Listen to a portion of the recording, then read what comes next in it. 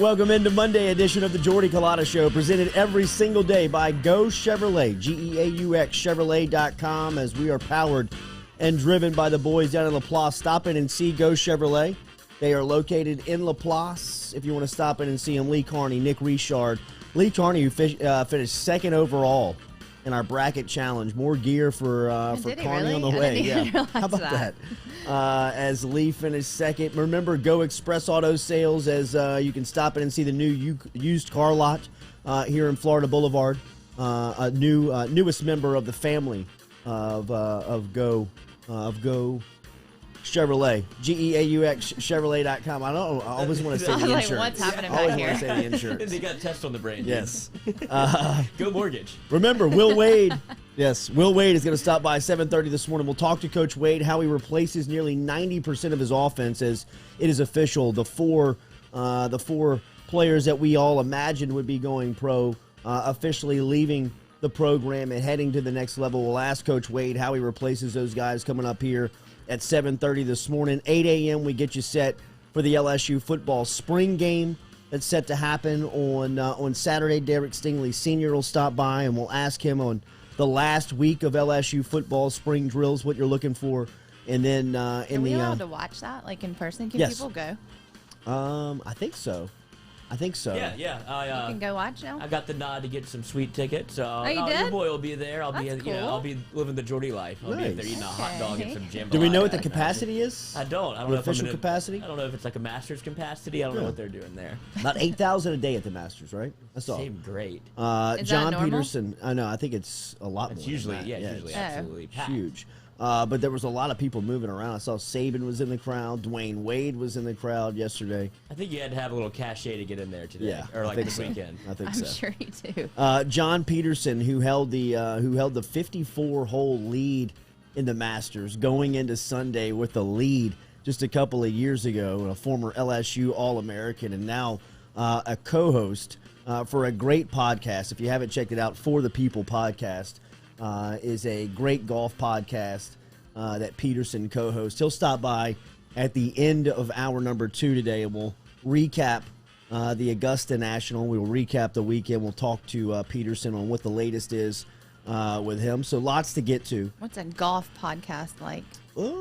Interesting. Yeah, it is. it? Yeah. A lot of Is drinking, a lot of jokes. Okay. Yeah. Kind of gives Especially- you yeah. behind the ropes. Especially when you've had the experience that they've had on tour, they have some great stories. It's a lot like Yeah, I guess so. it's akin to like baseball people. Like they have these stories that you wouldn't think about, and Yeah. like the things that go on tour, they have a good time. It's cool. Yeah. We will talk to Peterson coming up here at 8:45 this morning. So stick around in the second hour today. We'll talk to the former LSU golfer about what's going on with him, as he was caddying over the weekend. I believe he missed the cut in the tournament that he was playing. Alex Lang got called up over the weekend. Good to see Langy get his first major league action as he pitched an inning and struck out one for the Detroit Tigers. We'll talk all about it coming up here on the Jordy Culotta Show. Remember, our Coffee Daily is brought to you by Majestic Coffee. So if you want to stop in and check out Majestic Coffee on social media, they're on Instagram, Facebook. They're locally brewed down here in South Louisiana. And everybody that we talked to on the phone lines today, that'll be everybody. Will Wade, Derek Stingley Sr., and John Peterson will all be compliments of Metropolitan. There's real solutions over at Metropolitan Health Group. Get in touch with Jason Ramazan and get in touch with Charlie Harvey today for them to help you out over at Metropolitan Health Group. Everybody have a good weekend. Katie, you back? I'm back. Back from spring break, Back from Dallas? spring break. It was a good time. Bunch Yeah? of 13-year-old girls living their best life. How many?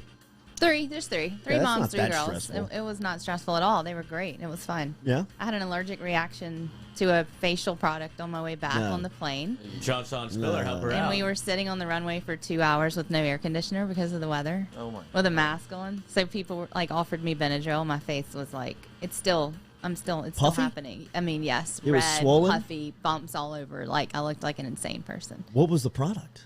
I mean, not I the got name. a Like, facial. what happened? And So I you don't, just I noticed had it, a like- reaction.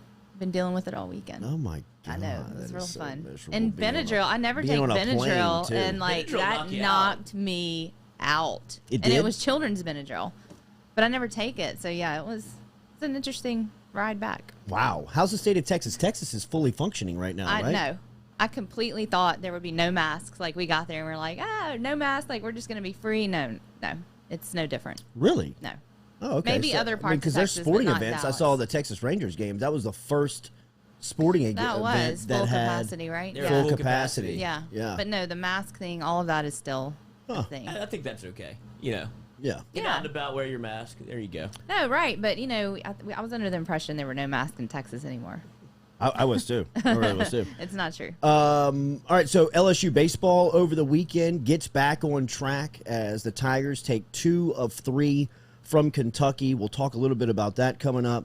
But on Friday, the Tigers exploded. Landon Marceau pitched a season-high 7 1/3 as the Tigers were able to get home runs. They had 17 hits on Friday night, including home runs from Dylan Cruz, Gavin Dugas, Trey Morgan. Had a big weekend. Jordan Thompson had a big weekend for his performance on Saturday. Dugas again on Saturday was 2 for 5 from the plate with a big triple and a home run. Jordan Thompson came in and was 3 for 4 with a ribby and 1 run scored. So LSU able to take 2 of 3 from Kentucky over the weekend. Tigers fall 13-4 on Sunday as Kentucky broke it open late in that game in the 7th inning, but Blake Money made his first career start, was charged with the loss, 5 runs, 6 hits, 4 innings, no walks, and 6 Ks for the Tigers as they will get back into action on Tuesday night versus Grambling State. That'll be at the box, Skip Bertman Field. 6:30 first pitch is scheduled for tomorrow night. Tigers now 20-12 overall and 3-9 in SEC play after taking 2 of 3 over the weekend from Kentucky. How much did you get into the Masters, Lizzie? Oh man, I was. Were you buried into it yesterday? I was all in there. Yeah. They tried to make it interesting. They did, and like I said, we had that Masters party or what have you. So we probably had about 50 people there, which probably I don't know what protocol is anymore, but it was a good time. I think that's right. Yeah, the neighborhood was bumping. They were wondering like, what the hell's going on over there? So people were like popping their head in. We had Lily made banners some and good everything. snacks. Oh, I wasn't Lafayette. This is a different time. But yeah, and like you said, they tried to make it interesting. Hideki got a little nervous on one, makes bogeys. Latours comes out, birdies 2 in a row, and they had a little tourney going. And then Xander gets to, the last par 3, a hole you should not make triple on. They're actually trying to set you up to make birdie.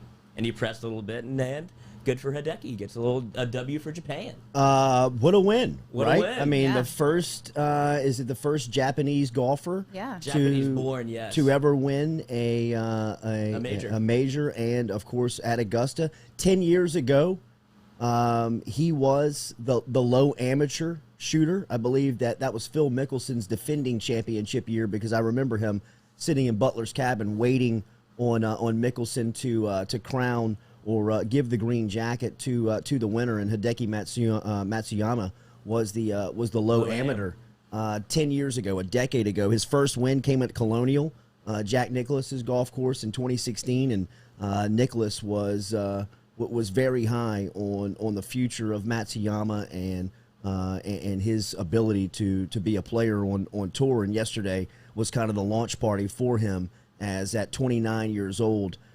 He finished the day 1 over 73, as Lloyd said, made it interesting. But for the tournament, finished 10 under and collected his 15th victory worldwide and his 6th on the PGA Tour, and becoming the first Japanese American to win a major championship at the PGA level, and of course win at Augusta National. So congratulations to Hideki Matsuyama as he had a huge accomplishment over the weekend. I thought the story that really is going to bud and bubble over from the 2021 Masters is going to be Will Zalatoris, as he was the superstar of the day. Unassuming superstar. I mean, my guy, man, 24 years old, Masters rookie, holed an 18-footer on the last hole as he finished runner-up with a Sunday 70. But I mean, Jude, the play on social media, for as much as he looks like the Happy Gilmore, Mr. Gilmore, I'm your caddy. I mean, how much he looks like Gilmore's caddy, It and then is come to bizarre. find out he has embraced the whole thing. I mean, on his wedge, he's got Mr. Gilmore, I'm your caddy, etched into his club. I think I was seeing where people were urging him to be on the Ryder Cup team. They were pulling for him to be on the Ryder Cup team. Talk the about President's a coming Cup. out party for this guy. You know, I mean, he's been playing well coming up here. It was he's been on an insane run of golf. He was unranked on the Korn Ferry Tour, which is like the minor league of golf, and absolutely got hot. Plays himself into a couple of PGA events, finishes well enough there to get to the Masters, and then just has a day. I mean, that's the dream. That's the dream. That's the dream, man. I mean, that's the amateur in the at the local course thinking that you can be on the tour with the big boys. And I mean, here you go. Here comes Gilmore's caddy up 18th with a chance to win it on basically Sunday. Second place. Yeah, he finished second place, which is a fat check. Oh yeah, and you get to come back. Yeah, is it you get to come back? I think it's top 20. You get to make another appearance at the Masters for the next year. Okay, and if you win, you're lifetime exempt. Lifetime. That's why I got to see Hobe Marie Almathabal out there. Or his dad calls him, I lost my ball. But he was 56, or he's older than that. He's probably like 60 years old, and he hadn't played golf in like 8 months. And he's like, well, I'll go play at the Masters. Makes the cut. Why not? Stuck around for the weekend. The guy that won? No. This is just an old guy that won, Okay. Back in the 80s, I believe. I mean, And, really, the 80s, amount of people 90s. that missed the cut this weekend. Heavy hitters. Yeah, man. I mean, Dustin Johnson, the guy who won it in November. And this was my question. Do you think he stuck around all 4 days, or did he fly out and fly back in? Because he has to present the jacket. Fly out, fly in. Yeah, I don't think I mean, he's sticking around. anybody with access to private air, like these guys are, Is using it. with given Is the flying out, with flying in. given the option of hanging out in Augusta, Georgia for 48 hours, and or getting down to, I'd imagine they have access to like Florida, Atlanta, South Carolina. I mean, wherever you may be, I mean, right? But I don't mean, you want to stay and watch the Masters? For what? That's your thing? For Because what? you're a golfer? And not if you're Dustin Johnson. I mean, Okay. he's seen it a million times, and he's probably thinking to himself, if I'm not in it, I don't give a bleep. Okay. You know what I mean? Like, I could care less. Well, that's team playerish. Yeah, but I mean, it's not a team sport. No, I guess it's not. I mean, it's Supporting your fellow golfers, though. No, there's no support there. I'll see There's you no this weekend. There's no support in the sense of hanging out and watching you win. I mean, these guys are professionals at this level. I mean, they don't really, they're not into the support of other players. I Each mean, other. yeah, I mean, I guess if you have like tight friends on tour, I mean, there's some people that are really close friends on tour. Dustin Johnson doesn't seem to me to be the guy that's a really close friend With to anybody. You want to be his friend. on the he tour. Picks and chooses who he hangs out Exactly. with, and he picked Paulina. Exactly. Brandon Hollingsworth in the bunker said, I didn't even realize the Masters were on this weekend. Oh, what were you doing? What was he Under a watching? rock? What was Hollingsworth watching? I mean, Well, I it don't was know, really but kind I of wasn't watching it. It was really kind of so- a low key sports weekend. I mean, Yeah. from the viewing coverage. I mean, if anybody was paying attention to the NBA yesterday, Zion went off again. Yeah. I mean, he had 38. Brandon Ingram had 27. Steph New Curry Orleans had 38 as well. New Orleans gets the win over Cleveland, 116-109. But Williamson, who scored 25 in the first half, fell one shy of his career best 39 that he scored back in March. He made 16 of 22 shots, grabbed 9 boards, had 4 assists, and New Orleans pulled within 1 game of the final play-in tournament spot in the West. The Pelicans did it without Lonzo Ball as he left the game with a hip flexor. Yes, this is something to watch. Nickeil Alexander-Walker sprained his ankle. Josh Hart left the game with a right thumb injury. Ball missed his second game in a row. Alexander Walker sat out his 4th, and Hart missed his 5th. They did recognize Executive Vice President David Griffin yesterday in Cleveland, and New Orleans will host Minnesota tonight as the Kings only making their second appearance down south over the last 2 seasons due to COVID-19. But Zion Williamson again last night, 25 points in the first half, nearly unguardable throughout moments of that game as the Pelicans get a nice win, 116-109. I mean, outside of that, I didn't watch a lot of LSU baseball. I listened to more than I watched, but did not. I mean, there was really kind of nothing on from a sports standpoint. I think that they know. Everybody that does scheduled programming knows that pretty much everybody's tuned into the Masters. Whether you're watching or not, it's on the television. Like I guess it's absolutely nap central for about probably half of it. Yeah. But it's still on. Like, and they don't shy away from it being a nap thing. Like the music is very. They want you to know. No, they're trying to lull you a little bit to sleep. That Sunday, you're like, all right, let's see what we got. Yeah, well, I mean, they want you just to fall asleep in front of your television and keep it on all day. Yeah, I mean, it runs twice. Yeah, I mean, that's what they're begging you It to does? do. They run it again. That's like 2 hours later. No ESPN's way. like, what else I we didn't gonna know do? that. Oh yeah. That's weird. I mean, when I woke up Saturday morning, I was thinking to myself, this is the epic Masters Saturday, right? Because, I mean, the weather that came through here Saturday morning Went straight there. Was, like 75-mile-per-hour winds. Bro, it was scary. Hurricane force winds. It sounded like a freight train was in my backyard on Saturday morning. I mean, that was some of the loudest, scariest weather that, I mean, I wasn't prepared for that. I didn't know that it was going to be that severe. Yeah. And then I lost power until Saturday around noon. Really? Yeah. And little Jay and I packed up, went to New Orleans because I thought, this is going to be the perfect day to sit around, watch the Masters. It's going to be raining all day. It's going to be wet all day. There's nobody's going to be moving around. Well, we lose power overnight.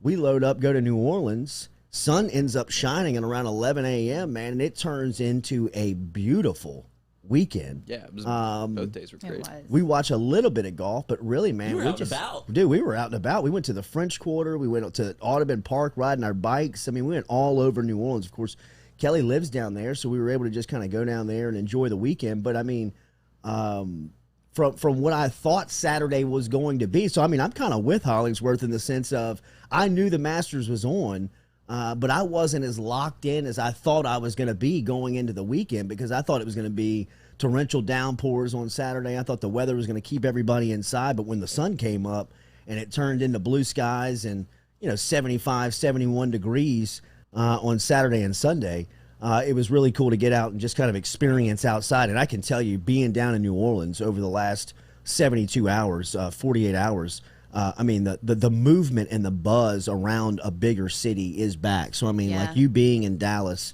I was curious to see just kind of what the feeling was. But I don't know. We were talking to Jim Nickel on Friday, which legislative session starts today. Michael on our staff is going to be up at the Capitol shooting as he'll be up there working for the next 3 months, presumably, as they attack and tackle the issues of our state that begins today up at the state capitol. But Jim Nickel was saying here on Friday about the weather and about the Masters.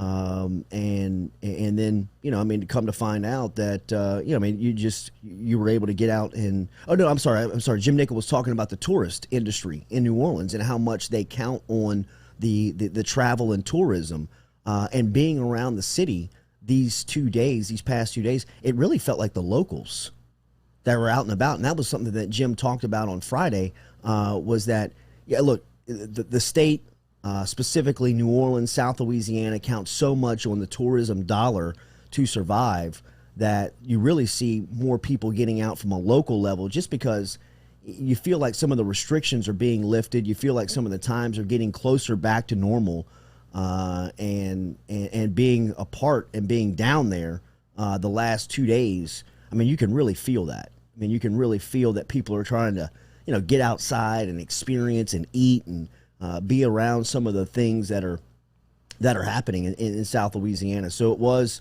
there was a lot of stuff happening down in the core. There were TVs with the Masters on, so you could kind of walk and stop and peek in what was going on. But it wasn't the watchful weekend that I thought it was going to be, as far as just kind of lounging, watching golf, and taking it all in come Saturday and Sunday. But then the drama was there, but it didn't feel real at times. I think that there was coming down the back nine, there was a little bit of push on where you thought you were going to kind of get a little bit back and forth. But really credit to Matsuyama for really holding on and holding off. Well, he did his work on Saturday on moving day. Whenever he came out after the rain delay, and they asked him. Matsuyama's apparently a very intensely private person, and even in Japan they don't know a lot about him. He keeps to himself a lot. They asked him what he did during the rain delay. He's like, I sat in my car and looked at my phone for 35 minutes. Didn't go hit balls, didn't do anything. I'm just gonna hang out. But he did his work when he shot, I think, 65 on Saturday. But Schauffele made a run there on the back nine where he made 3 straight birdies, and all right, here we go, we got a tournament. And then it immediately dumps one in the water, and there's your tournament. All Matsuyama does have to hold on. Yeah. And that's a hard thing to do, to be quite honest. It's not the easy, this is probably the hardest tournament when you look around and realize what you're about to do. The pressure of the course gets to you. So it was impressive for him to be able to hold on and just kind of steer the ship in the right directions during the last stretch. Well, that's the deal, man. I mean, that's the part of winning the Masters is being able to deal with all the ancillary parts and the course. Yeah, everything that comes with it, and then it all kind of hits you at once when you start to. And John Peterson will be able to speak to this too, because he had to go to bed with the lead whenever he probably didn't think going into that weekend that he was gonna, be a player in the tournament, and then you wake up Sunday morning like, holy shit, I have a lead going into Augusta. This is the one tournament that every golfer or anybody that's ever picked up a club wants to win. It's gonna be the first one they say. So Matsuyama have to deal with the pressure of an entire nation, and then wanting to win the Masters himself was impressive. Golly, man, I wonder what he is. I mean, what he will be revered as now in Japan for the. I mean, today he wakes up. I mean, his life is totally different than it has ever been. Andy North said on ESPN that he's going to make $1 billion from this, throughout his life. Like this is his big thing. Like this is his moment in Japan, because they always talked about how he'd never won the big one. He's always in contention, but for him to be able to actually break through and win a major, it's going to be like an absolute Tiger Woods moment in Japan for him. Wow, man. I guess he'll never be introduced in Japan other than like Masters champ. Yeah. You know what I mean? 2021 Masters champ for the rest of his life. Daily, we're brought to you by Nevadis. Nevadis designs and develops custom web and mobile applications that help businesses solve some of their most challenging pain points related to their staff, customers, and processes. Their goal is to make business more efficient, save time, and provide a beautiful experience for their customers. Remember, over at Nevadis, they are helping us out. They can help you with some of the things around the office, like order management, quotes and invoices, payment processing, inventory management, asset tracking, communication, that's audio, video, chats, task management, time tracking, digitizing paperwork, and more. Get in touch with Nevadis. They've got great social media. You can find them online at nevadis.com. They are a proud supporter here of the Jordy Culotta Show. We welcome aboard Randall Knockman and that entire crew over there, as they've been aboard for the last couple of days, and really exciting working alongside them as we will be rolling out some app stuff and some of the stuff happening to the website. Compliments of our friends over at Nevadis. But get in touch with them today if they can help you with making your business more efficient, helping you save time around the office, and whatever the experience that you need in helping with your business today. Get in touch with Nevadis. Make sure that you are liking and sharing our posts. We always appreciate the interaction on YouTube, Facebook, and JordyCulottaShow.com, as we appreciate the likes, the shares, and the comments. Even if you dislike, it's all good. Just the interaction being there is good for us. So if you have a question, Doug Thompson's going to stop by at 8:15 this morning. Really a sad weekend for the LSU baseball family, as the Tigers were able to take 2 of 3 over the weekend from Kentucky and get back into the winners column. But all in all, a sad weekend for the entire LSU family, not just the baseball family. If you saw this, both Ed Ogeron and Paul Maneri both gave some time, and they both recognize the loss of C.J. Harris, Cedric Harris Jr., Cedric Harris Sr., was the center fielder and the leadoff batter on LSU's 2000 national championship team, and was a fantastic athlete. CJ's mother was Marie Ferdinand, who was a standout women's basketball player at LSU. She was probably the last headline player that Sue Gunner had here at LSU during her time. And Marie Ferdinand and Cedric Harris married and started a beautiful family in life after LSU. Their young son, their oldest son, CJ, was just an incredible talent. If you were following him on social media, he earned a LSU football scholarship at the age of 13 years old. He was working out last summer for Ed Ogeron, Mickey Joseph, and some of the LSU football coaching staff members. And on the spot, Ed Ogeron offered him, his father, and his mother a chance to play football at LSU on a full ride. Later that day, he worked out for Paul Maneri, Nolan Cain, and the LSU baseball team. Now, granted, Nolan Cain has a great relationship Ced Harris. Ced Harris and Marie Ferdinand have a great relationship with LSU, but nobody was doing anyone any favors by offering this young man a scholarship, 5 years before he was eligible to even play on campus. That's just the type of talent that he was as a young kid at 14 years old. And tragically, sad story, incredibly sad, with the Harris brothers. CJ and his younger brother were on an ATV a couple of weeks back, and the ATV flipped and threw both of them off, and CJ was transported to the hospital. And at times during his stay in the hospital, it looked like things were trending in the right direction. Things were positive. I mean, I was following the story through his parents on social media, both Ced and Marie's social media accounts, and you could see some of the days that things were kind of starting to turn the corner. And there were hopes that CJ was going to be able to go home at some point. And then it went bad, and it went real bad real quick up in Arkansas for the Harris family, and some of the fallout, or some of the reaction since then. You can tell that the medical professionals may not have handled this the right way. And just reading some of the media and some of the social media stuff and following the story. But CJ was laid to rest over the weekend in Arkansas. And I saw images from former teammates, Brad Cressy, Doug Thompson, Patrick Coogan, Ryan Terrio, guys like that boarding planes and flying up to show their support to Harris, Ferdinand, and the family. And it is a sad story beyond explanation. The relationship that I have with Traction Sports and being over there over the last couple of weeks, and being around Ryan Terrio, who's a good friend of mine, and we've known each other since we've been 5-6 years old.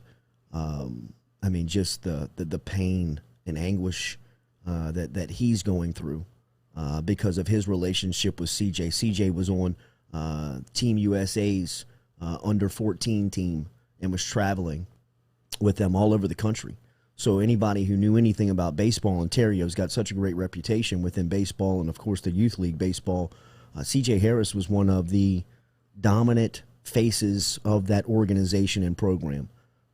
So a tremendously sad story that was laid to rest. CJ Harris was laid to rest over the weekend. So God bless him. God bless his family.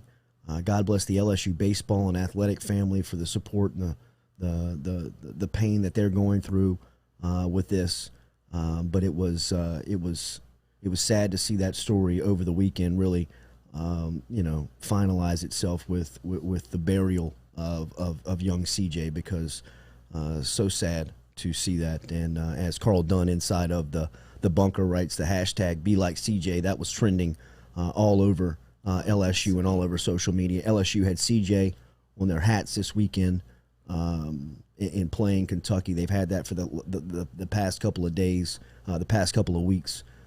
So it is a tremendously sad day and story for the LSU family. Please keep the Harrises in your thoughts, in your prayers as you move throughout the day today, because it's such a sudden, sad story. You just never know. CJ was full of life, full of energy, hopped on an ATV and was going for a little ride around his neighborhood in Arkansas, which they have done so many times. And now here we are on April 12th, and he is buried, and it's just very sad, very sad. So we will transition, and we will talk to Will Wade, the LSU head basketball coach, here next on the Jordy Culotta Show. We'll ask him what's next for his program as they replace nearly 90% of their offense. Come back with us here on the Jordy Culotta Show, presented every day by Go Chevrolet.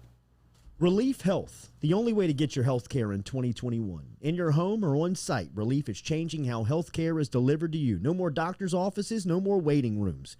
Download the app today Relief Health from the Apple or Google app stores. You can get connected to a local doctor in your community or just order a test directly without talking to a doctor. Their COVID tests are live, and right now they have the Moderna vaccine. Online at reliefhealth.com or download the app from your Apple or Google app stores now. Relief Health, changing the way that healthcare is brought to you in 2021.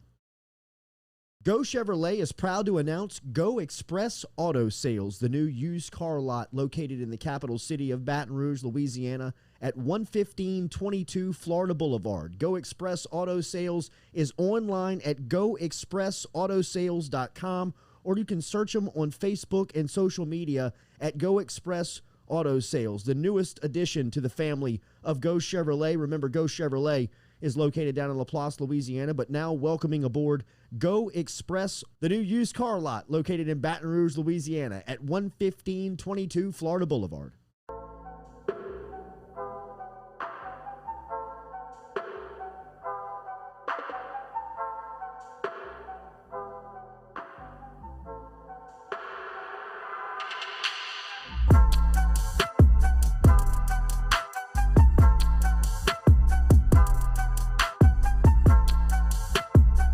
Nearly 60 years of service to the Baton Rouge community. Phil's Oyster Bar. Remember, seafood is all over the menu. If you want to stop in today and get some of the seafood selections, we love the raw oysters. But some of the seafood specialties on the menu you can find online at philsoysterbar.com. They are open Monday through Thursday. They open up at 11 a.m. this morning until 9 p.m. Saturdays and Sundays. They are open as well. Stop in and see them. philsoysterbar.com. And every time we talk to LSU head basketball coach Will Wade here on the Jordy Culotta Show, it is brought to you by Anthony and the crew over at Phil's. So stop in and see him. Good morning, Coach. How are you? I'm doing well. How are you, man? I'm doing good, man. I know that you were very busy, but I also know that you love the game of golf. Do you watch the Masters? I watched a little bit of it. I got to watch some of it yesterday afternoon while I was making some recruiting calls. It was good. Yes, recruiting right now obviously is front and center for you as the bulk and nucleus of your offense, and your team has announced that they are foregoing their eligibility and heading to the next level. I think a lot of people anticipated that, Coach. What was some of the conversations that you had with your stars as they move on from Baton Rouge to the NBA and to the next level? Well, I mean, we had known going into the season, that most of them, this would be most of them last season. And so we had been preparing for this and understanding that the transfer portal is going to change things a little bit. We wanted to obviously get some talented high school guys, which we feel great about the three guys that we signed, and Howard Spud has been on campus. And I think an SEC athlete is going to be a very good player for us. And, we feel great about those guys, but we also wanted to, we understand that we've got to supplement that with some experience. We just don't have a ton of experience. And so we're trying to supplement that with some experience from the transfer portal. We're being very, very careful and very, very organized with who we're looking at in the portal. We're not trying to cast a huge net. We're trying to lock in on who's done 5 or 6 first Zooms with kids in the portal. We're not trying to Zoom with 60 kids. We've got a formula. We've got a grade sheet. We know exactly who's going to fit. We know exactly what's going to work. We know exactly what we're looking for. And so we're trying to really hone in on those guys that we know give us some experience, come from really good programs, come from winning programs. We're trying to really lock in on those guys and get a couple of those guys to supplement the really, really talented guys we already have. We've got some really good players in our program. They just played behind basically 4 all SEC players. Right. So they didn't get to do quite as much this season. But we've got really, really talented players, very, very good players. And we just need to supplement it with a little bit of experience. How does the transfer portal and the numbers and the access to it now change the way that you do build your program and you recruit? I mean, you've obviously got to save scholarships for the spring. Got to make sure that you got scholarships in the spring. You got to make sure that you got that you got some opportunity to get some guys, and you've got to be very, very smart with it. We're not going to bring anybody in from the portal that's not going to be it. So, pretty much in our mind, the surefire SEC starter from day one. So, we want to make sure that we're bringing in the right guys and bringing in guys that are going to be able to help us and contribute to winning from day one. What are some of the things that you're looking for specifically when you look at high school recruits compared to transfer portal guys that you're bringing in? Is there any difference in qualifications that you're looking for? Well, I mean, we're still recruiting some high school kids as well, but we need some experience. We've got some really, really talented high school kids. One of my assistants was telling me today, I think we've got 7 top 100 kids on our roster. And like 8 or 9 4-star kids on our roster right now. So we have some really, really good, really, really talented guys. And we can supplement that with another high school kid if we can find the right guy. But really, the transfer portal, we're looking to add, 2 or 3 guys from the portal. We obviously, I don't think it's any secret. I want to add some shot blocking and a defensive presence. We'd like to add that. We'd like to add some sort of combo guard and some sort of combo kind of score on wing if we could. But we definitely need to add a little bit of offensive pop out of the guard spots and add some a defensive anchor from the big spot. When you talk about the off season, it seems like things are trending kind of towards the direction of normalcy, and people are looking towards the fall at maybe a full capacity Tiger Stadium. Do you look at your off season as getting back on track with workouts and accessibility to your team? Are you planning like in that regard, or are you looking at it the way that it's been functioning the last 12 months? I think it'll certainly be modified a little bit from what it was, a year and a half ago. But I think it'll be a lot closer to that than really what we've been dealing with the last 12 months. So I think it'll be a mixture of both. I think we'll certainly have more access to our guys. We'll certainly be able to work out more with them and not have all of the restrictions on our guys and on the workouts. But I don't think it'll just be wide open either. You don't just go from 0 back to 100. We from 0 to 60 to 80, 80 to 100. But I do think by next fall and next season we should be as close to normal as possible. I've seen Cam in mock drafts in the top 15. I haven't seen him outside of the top 20. And just reviewing the year with Cam Thomas that you had and some of the highlights and some of the moments, what do you anticipate his impact to be at the next level? And was coaching him, was it everything that you thought it was going to be while you were recruiting him? Yeah, it was pretty, I tell you what, it was pretty incredible. I went, they wanted me to be a part of the process sitting in on his agent meetings. I went and sat in on his agent meetings up in Virginia last week for a day. And you kind of forget while you're involved, but when they're going through their presentations, the historic season that he had, while you're in the middle of it, you just really forget about it. And yeah, he averaged a bunch of points. You forget that, he got hurt 2 minutes into the game at Ole Miss, scored, I think, 2 points. And that was factored into his average. You take that out, he averaged an extra point a game. I mean, he just had an incredible season. They put his numbers up there historically compared to other SEC guys. And other SEC guys, and there's nobody that was really in his category from the free throw situation, so drawing fouls and making free throws and some of those things. But there was nobody that was drafted below 14 with his resume. So I certainly think he's going to be a very, very high draft pick. I think he has the potential to go in the top 10. And he's a tremendous player. He's unbelievably disciplined. And I think as we get further and further away from it, we'll look back and realize what a historic season it was for him. What is your focus outside of recruiting this offseason? I know that you usually have tasks that you want to accomplish for your program when you have time away from them. What are some of the things that you want to highlight to bring into the program this offseason? Well, I don't want to sound like a broken record. We've got to get 2 things a little bit better. One, we've got to get our flow on offense a little bit better. We've got to be able to flow from primary to secondary into a half into our half court offense a little bit more seamlessly. We've been a little bit raggedy in my opinion. So I want to get our flow better with our offense. There's just more seamless transitions, and then certainly we've got to correct our rebounding habits. Everything gets lost. Yeah, our defense won this, our defense won that. We had a pretty good defensive scheme this year. When you go back and look at it, our issue was our rebounding. Our rebounding, our first shot defense is good enough to be 42nd in the country. The problem was our rebounding made us 120th in the country. Because when you give up offensive rebounds, you give up a bunch of fouls, you give up a bunch of shots close to the rim, you end up playing defense wrong. There's a lot of different things.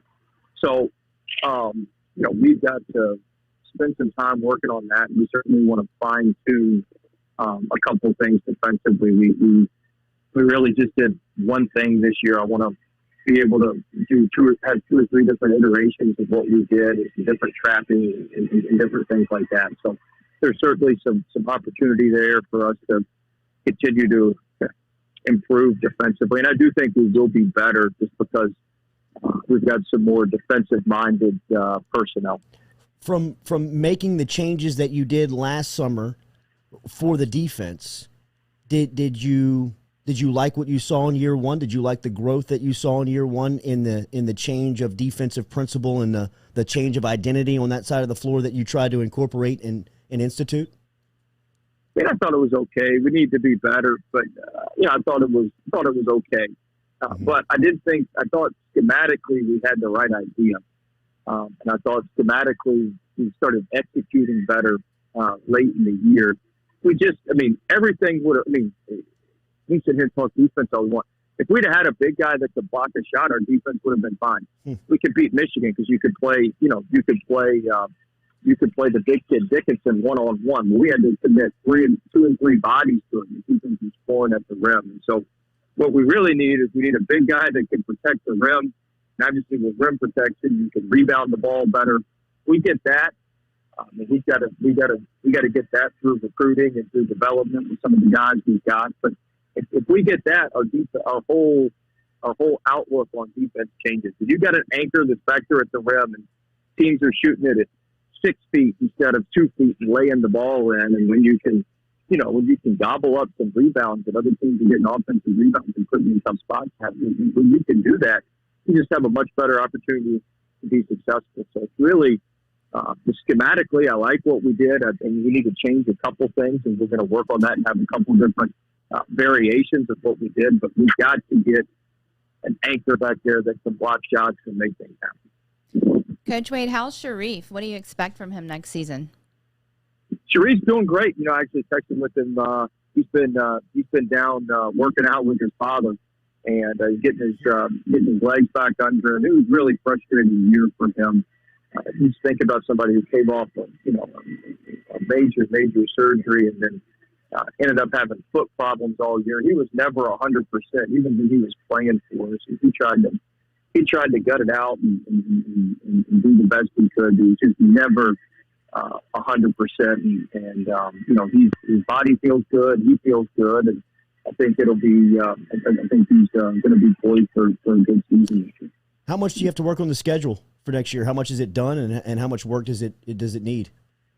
It's pretty much done. I'm actually in the process trying to change a game right now because somebody needs to change the game to get another tournament. But we're one game.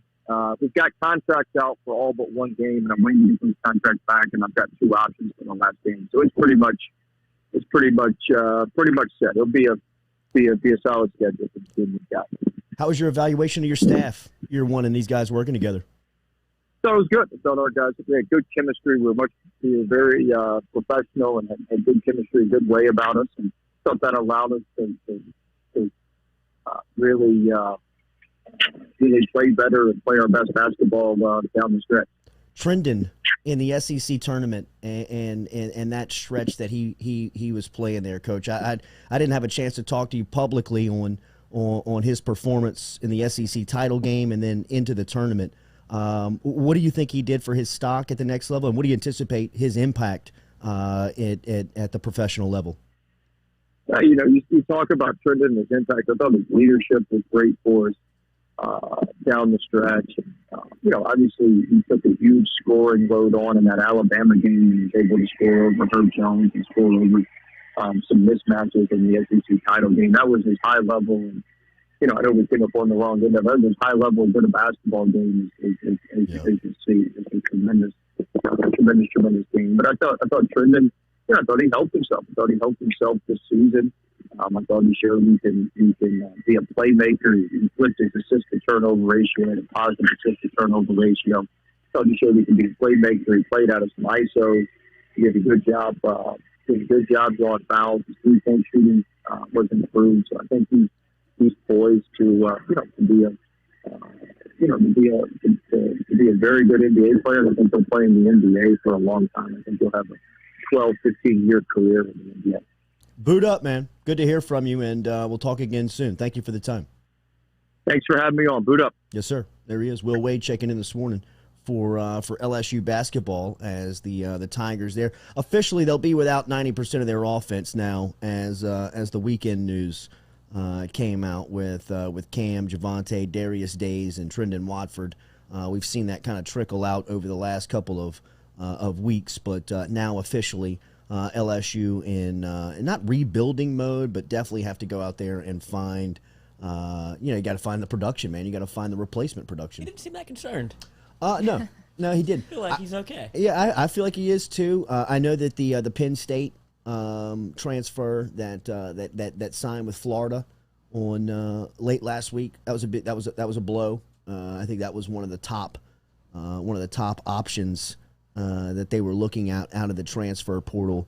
But I mean, look, man, I'll never be worried with roster management and Will Wade. No. You know what I mean? Like, I'm never going to be concerned with him being able to find players ever.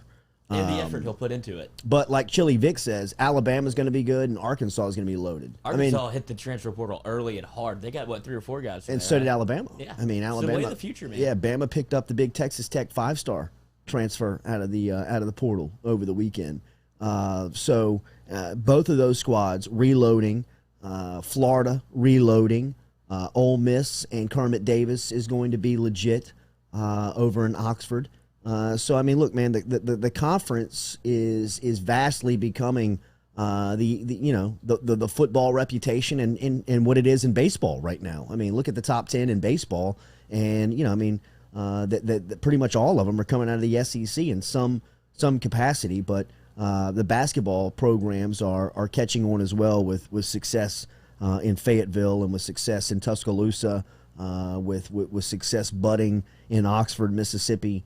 Gainesville, Florida. I mean, there is just a lot of pride within basketball right now in this conference, and those programs and those coaches are really dialing in on the transfer portal because that's the way of building a basketball program currently. You heard Will Wade. I mean, I asked him on the difference in recruiting the portal to high school players. I mean, he went right to the portal.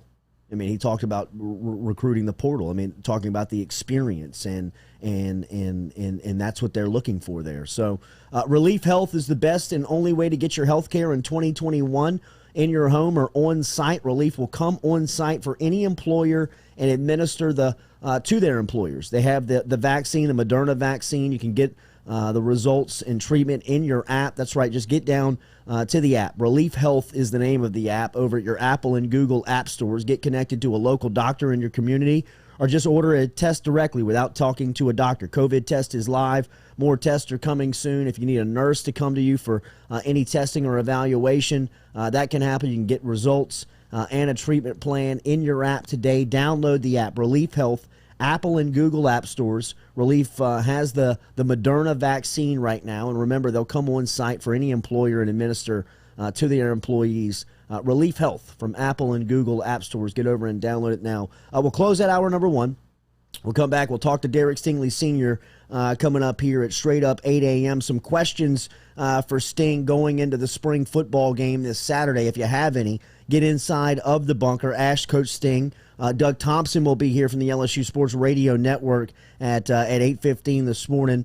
We'll talk to Thompson more about the sad story around LSU sports and C.J. Harris as he was at the remembrance over the weekend for young C.J. And the LSU baseball family and the LSU athletics family coming together up in Arkansas to support one of their own. We will talk to Doug about that coming up here at 8:15. LSU baseball back on track, taking 2 of 3 from Kentucky over the weekend, so we'll highlight some of that. Mississippi State swept Auburn this weekend. Is that right? Yeah. Mississippi State. Is Auburn any good? There was a Masters this weekend. Yeah. We'll be back and close out hour 1. Bye. Relief Health, the only way to get your health care in 2021. In your home or on site, Relief is changing how health care is delivered to you. No more doctor's offices, no more waiting rooms. Download the app today, Relief Health, from the Apple or Google app stores. You can get connected to a local doctor in your community or just order a test directly without talking to a doctor. Their COVID tests are live, and right now they have the Moderna vaccine. Online at reliefhealth.com or download the app from your Apple or Google app stores now. Relief Health, changing the way that health care is brought to you in 2021.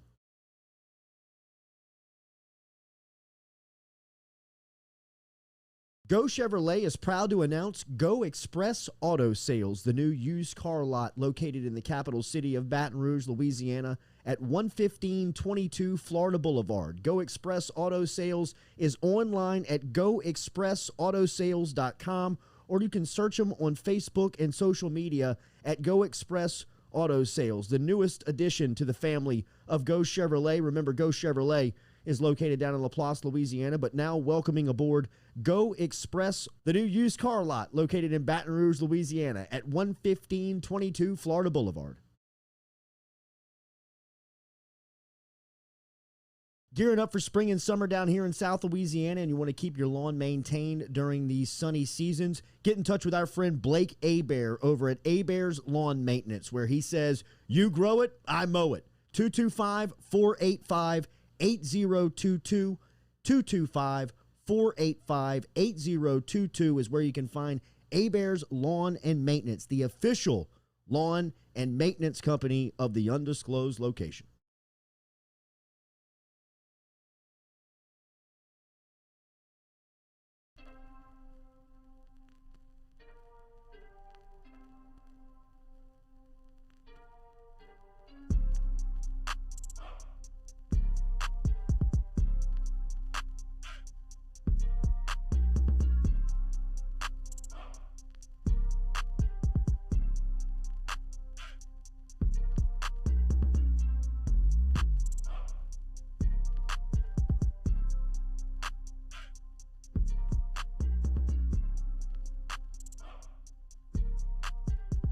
Welcome back here to the Jordy Culotta Show, presented and driven every day by Go Chevrolet. Remember, Go Express Auto Sales, located on Florida Boulevard, newest used car lot here in Baton Rouge. Stop in and see them, as we appreciate Coach Will Wade stopping by here on this Monday, giving us the latest on the offseason as LSU basketball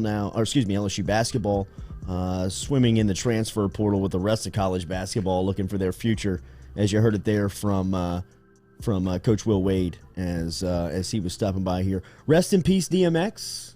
Earl Simmons, Dude, the dog. All-time workout playlist. Absolutely. I mean, if he's not on that, and kind been of in a my party head all playlist. weekend. A party playlist, and for the timing that DMX came in, bro, and this was like 99, right? You know, I mean, like 18, 19 years old. I mean, that was when kind of like Notorious B.I.G. and P. Diddy were kind of like front and center, throwing color and flash and more money, more problems in your face, and then here comes DMX barking into the microphone street. like a dog, man. I didn't know he had issues. I didn't know he was like in rehab and that there was like an overdose situation. No, he was. Did he overdose? Is that? Yes. I mean, I know he had a heart attack, but No, is that why? he OD'd. He OD'd and had a heart attack. And Michael Thompson, who is a member of the Jordy Culotta Show team, obviously, if you know Mike, he's in television, so he works camera, and he's worked in the movies. He's done some camera work in the movies, and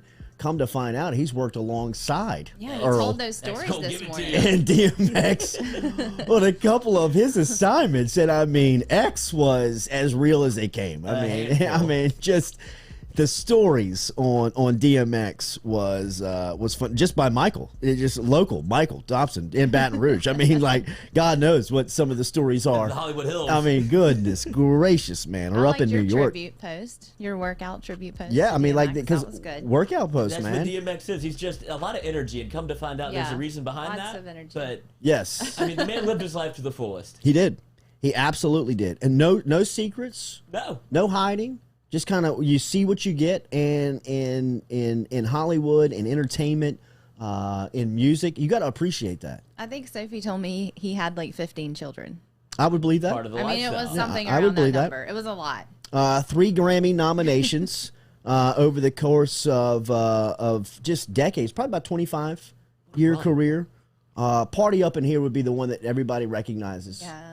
Rough Riders anthem. The Moon, yeah, absolutely. But I mean, some of his verses on other people's stuff are phenomenal. Him and Ludacris teamed up for a couple of hits early on. What a duo. What a boost I'm to telling be you, in. bro. What a duo. I mean, Luda. and Gonna need a taxi after this recording yes, session. absolutely, and all videos off. Let's Yeah. get you can put those cameras in this bag right here. Thank you. But it was sad to see the story of DMX. A lot of praise, a lot of stories, a lot of people coming out from the industry and giving accounts. He was working on a project with Snoop Dogg. It looked like him and Snoop were working on some stuff, as there were some studio pictures that came out of DMX over the last couple of weeks working with Snoop. But passed away on April 9th. Was he by himself? Like, did they find him? You know, What I were don't. the details. No one knows. I don't know if anybody knows the details of the story that day. I'm sure somebody does, but they haven't been posted to what or at least I have not seen them. He's from Yonkers, New York. I mean, that's just Like just branded, bro. streets, Just man. It's branded. perfect. It is that's just due north of Brooklyn in New York City, and DMX 15 Billboard. He has released 15 Billboard Hot 100 mega hits.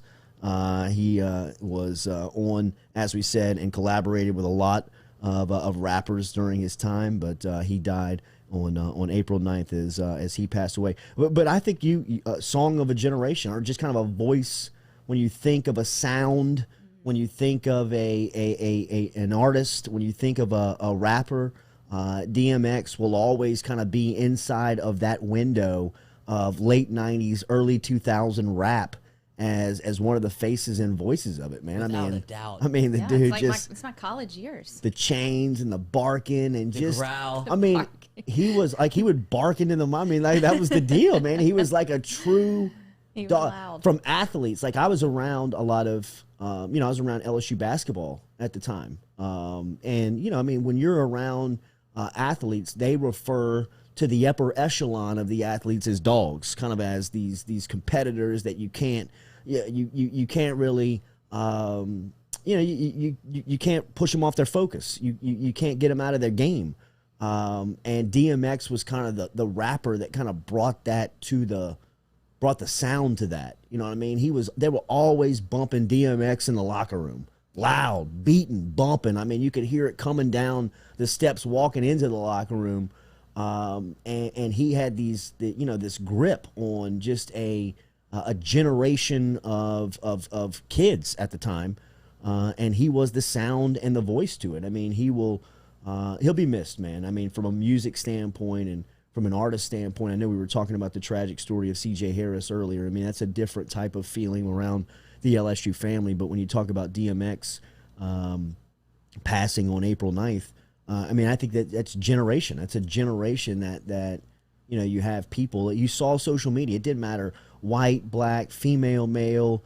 I mean, any type of origin. I mean, there was all types of stories and people remembering him on social media over the weekend. We can't play any DMX on No, I YouTube. know, Police will come at us. And I actually heard some in the car last night on the way home, and I was like, damn, it kind of hit me right then. I was like, oh, I can't believe DMX is gone, I because those know. songs, when you hear them, it was way too late to be listening to I it, but know. I wasn't going to go for a run or anything. But when I heard the music, I was like, damn, DMX, and I think he's going to live on. I think it's timeless. Absolutely. I think he Yeah. absolutely Yes. lives on because he just has some absolute bangers. And like you said, whether it's working out or pre-gaming for a party, it hits both. He hits both notes. He Whatever does. he's trying to get into, he can get you hyped up to do it. We are brought to you daily here by Edward Jones. Remember, get in touch with Edward Jones this morning. Daniel Newman, who is our good friend out in Central Louisiana, helps us out with our finances and so many success stories with Daniel Newman. Somebody came up to me the other day and said, I heard you promoting Daniel Newman over at Edward Jones. He helps me with my finances, and it's been great. He's been over there. The couple that I was speaking with had been with Newman for the past 5 years. So success stories all over the place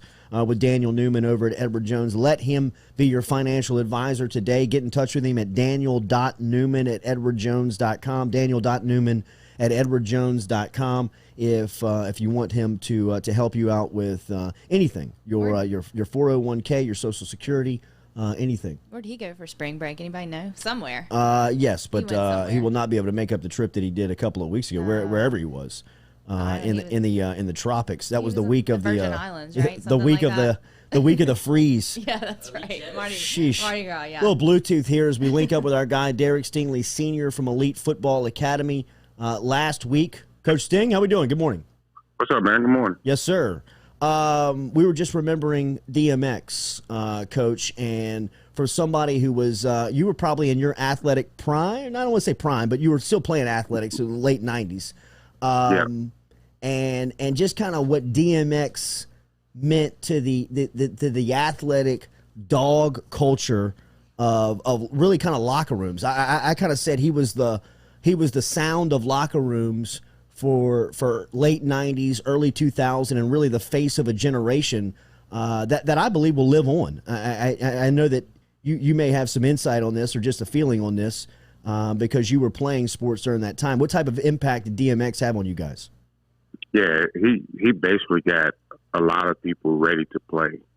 I mean, his sound was gritty and grimy. His sound was hard. He was the next guy up because, Tupac and Biggie had, they got killed. And then it was like, where was hip hop going at that time? We had some Will Smith, and that was just too lighthearted at the time. But then here you come with DMX, and he has this sound that no one ever heard before. And it seemed real, like a real guy, just a real good dude. But then he was also hard but soft because he always talked about God and afterlife, death, and all his rhymes, his music. I mean, most rhymes do have a story, but his rhymes were like a deep story. And then just the way he projected his voice and how he was a different character within his voice. Within his rhymes, he'll be two people within his rhymes, and it was fun to dance to, but it was also fun to listen to. It was fun just to bop your head to. It was fun just to get your head ready or your mind right for whatever you was about to get yourself into. And we played it a lot. I mean, it was headphones. It was in a locker room. It was blaring in the stadiums where we played. The cleaner versions, of course. But Sure. He's gonna be missed, man. I mean, it's unfortunate that he's getting all this love now. Just a few years ago, no one was really talking about him because he was going through what he was going through. And it's always like that. When you lose a rapper, here comes a tribute. But the years before, they're kind of forgotten about.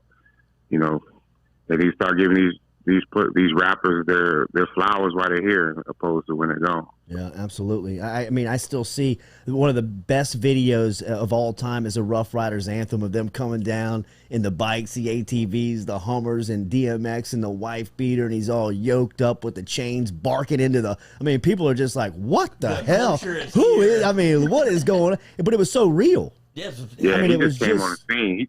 When he came on the scene, it was like, what is this? Like, oh my God. Yeah. Like, we need more of him. So, Exactly. Who's Yeah, going it to was tell him cool. no? Exactly. Exactly.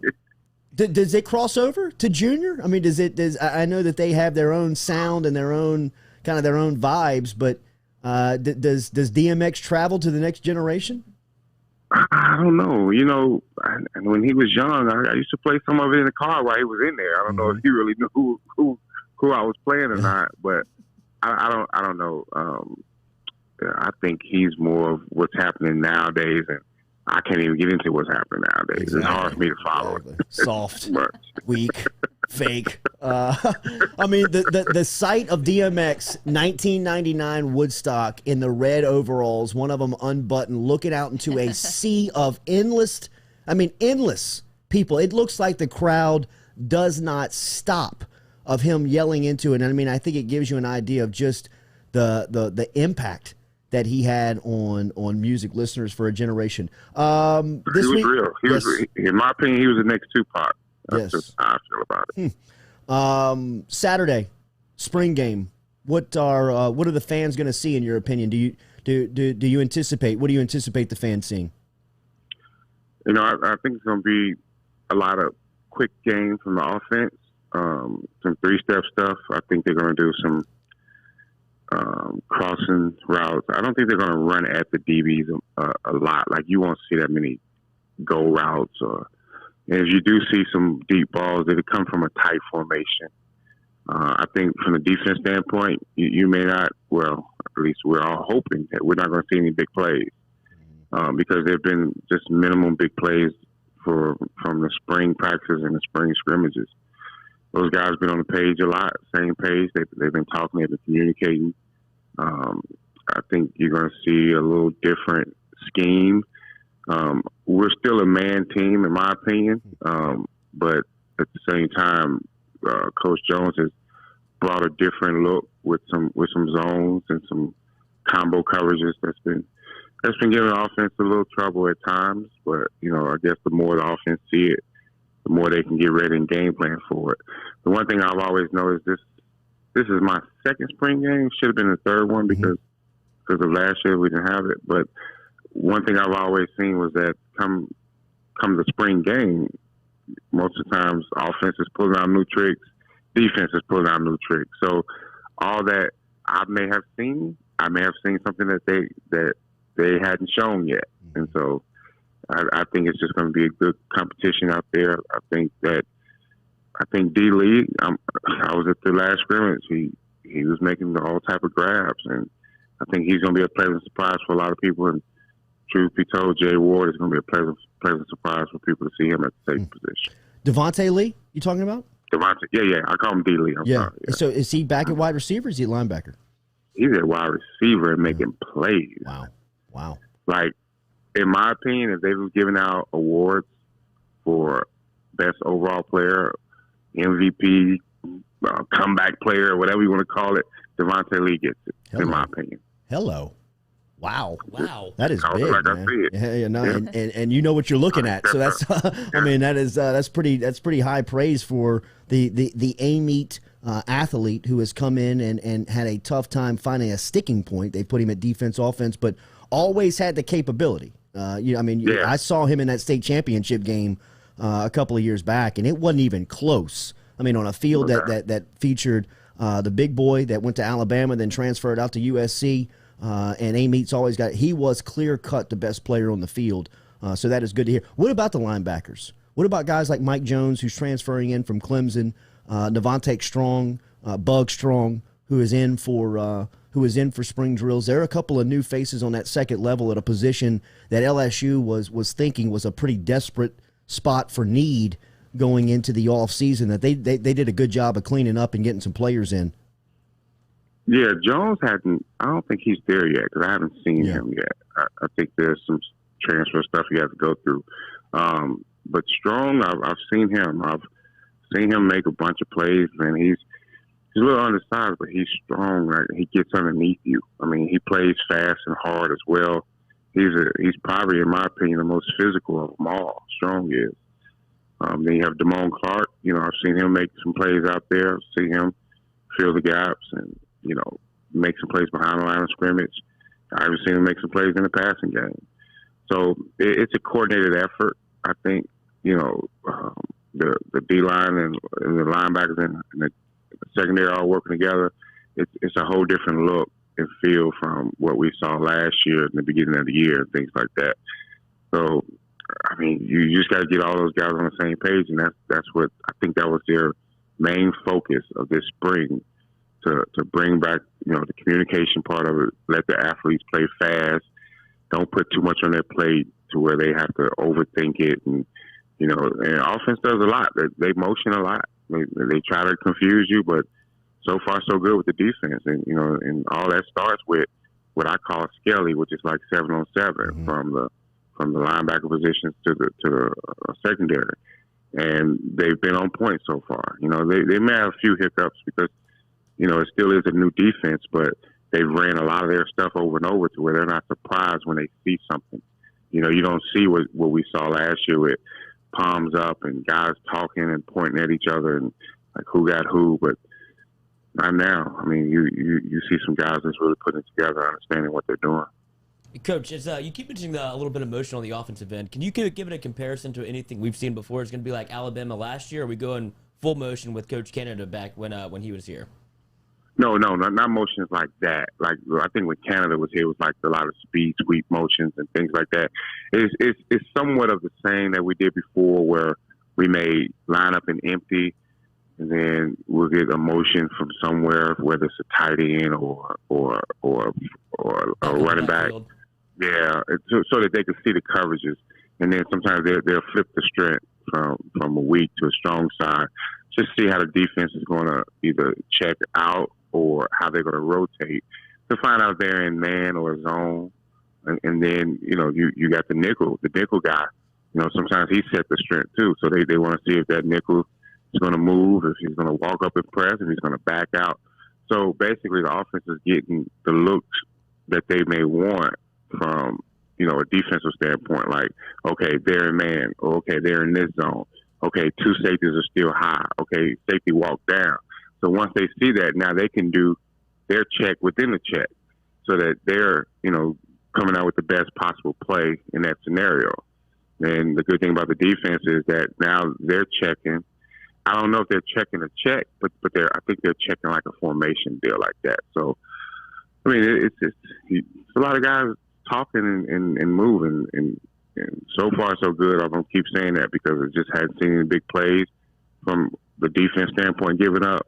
And offensively, sometimes they do some things and they'll get like a 6-yard gain, which in my opinion is still moving the chain. Absolutely. Or they'll get a crossing route, which that's 9 out of 10 the first down. And then they'll slip in and give you the same look, and the next you know it's a screen, and it's tough to defend a screen, and now that screen is going for big yards. So there's been a lot of competition out there amongst the players and the coaches. And hopefully we'll get a good entertainment, show out there this weekend.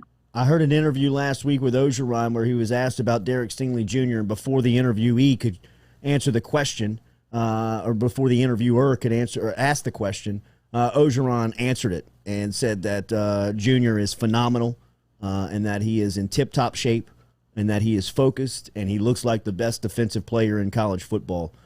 Do you see the same thing? Well, come on, Jordy. You already know what my answer is going to be, but I'll just say this: I think that he is in good shape. He's ready to go. His mind is focused. In my opinion, I still see things that he needs to work on. That's just me. That's what I mean by Jordy. You know what I'm going to say. But other people look at it and say, "Man, this kid he's polished. He's the top dog." And look, Coach O, he coaches him probably just as hard as I do. And he probably breaks down more film on Derek than I do. But in my mind, I always say, okay, we can work on this a little bit more. We can do this a little bit better. But that's just me coaching a position extremely hard. But in my opinion, yes, he's ready to go. I think that he understands about this year. He understands about, what he has to put on film possibly.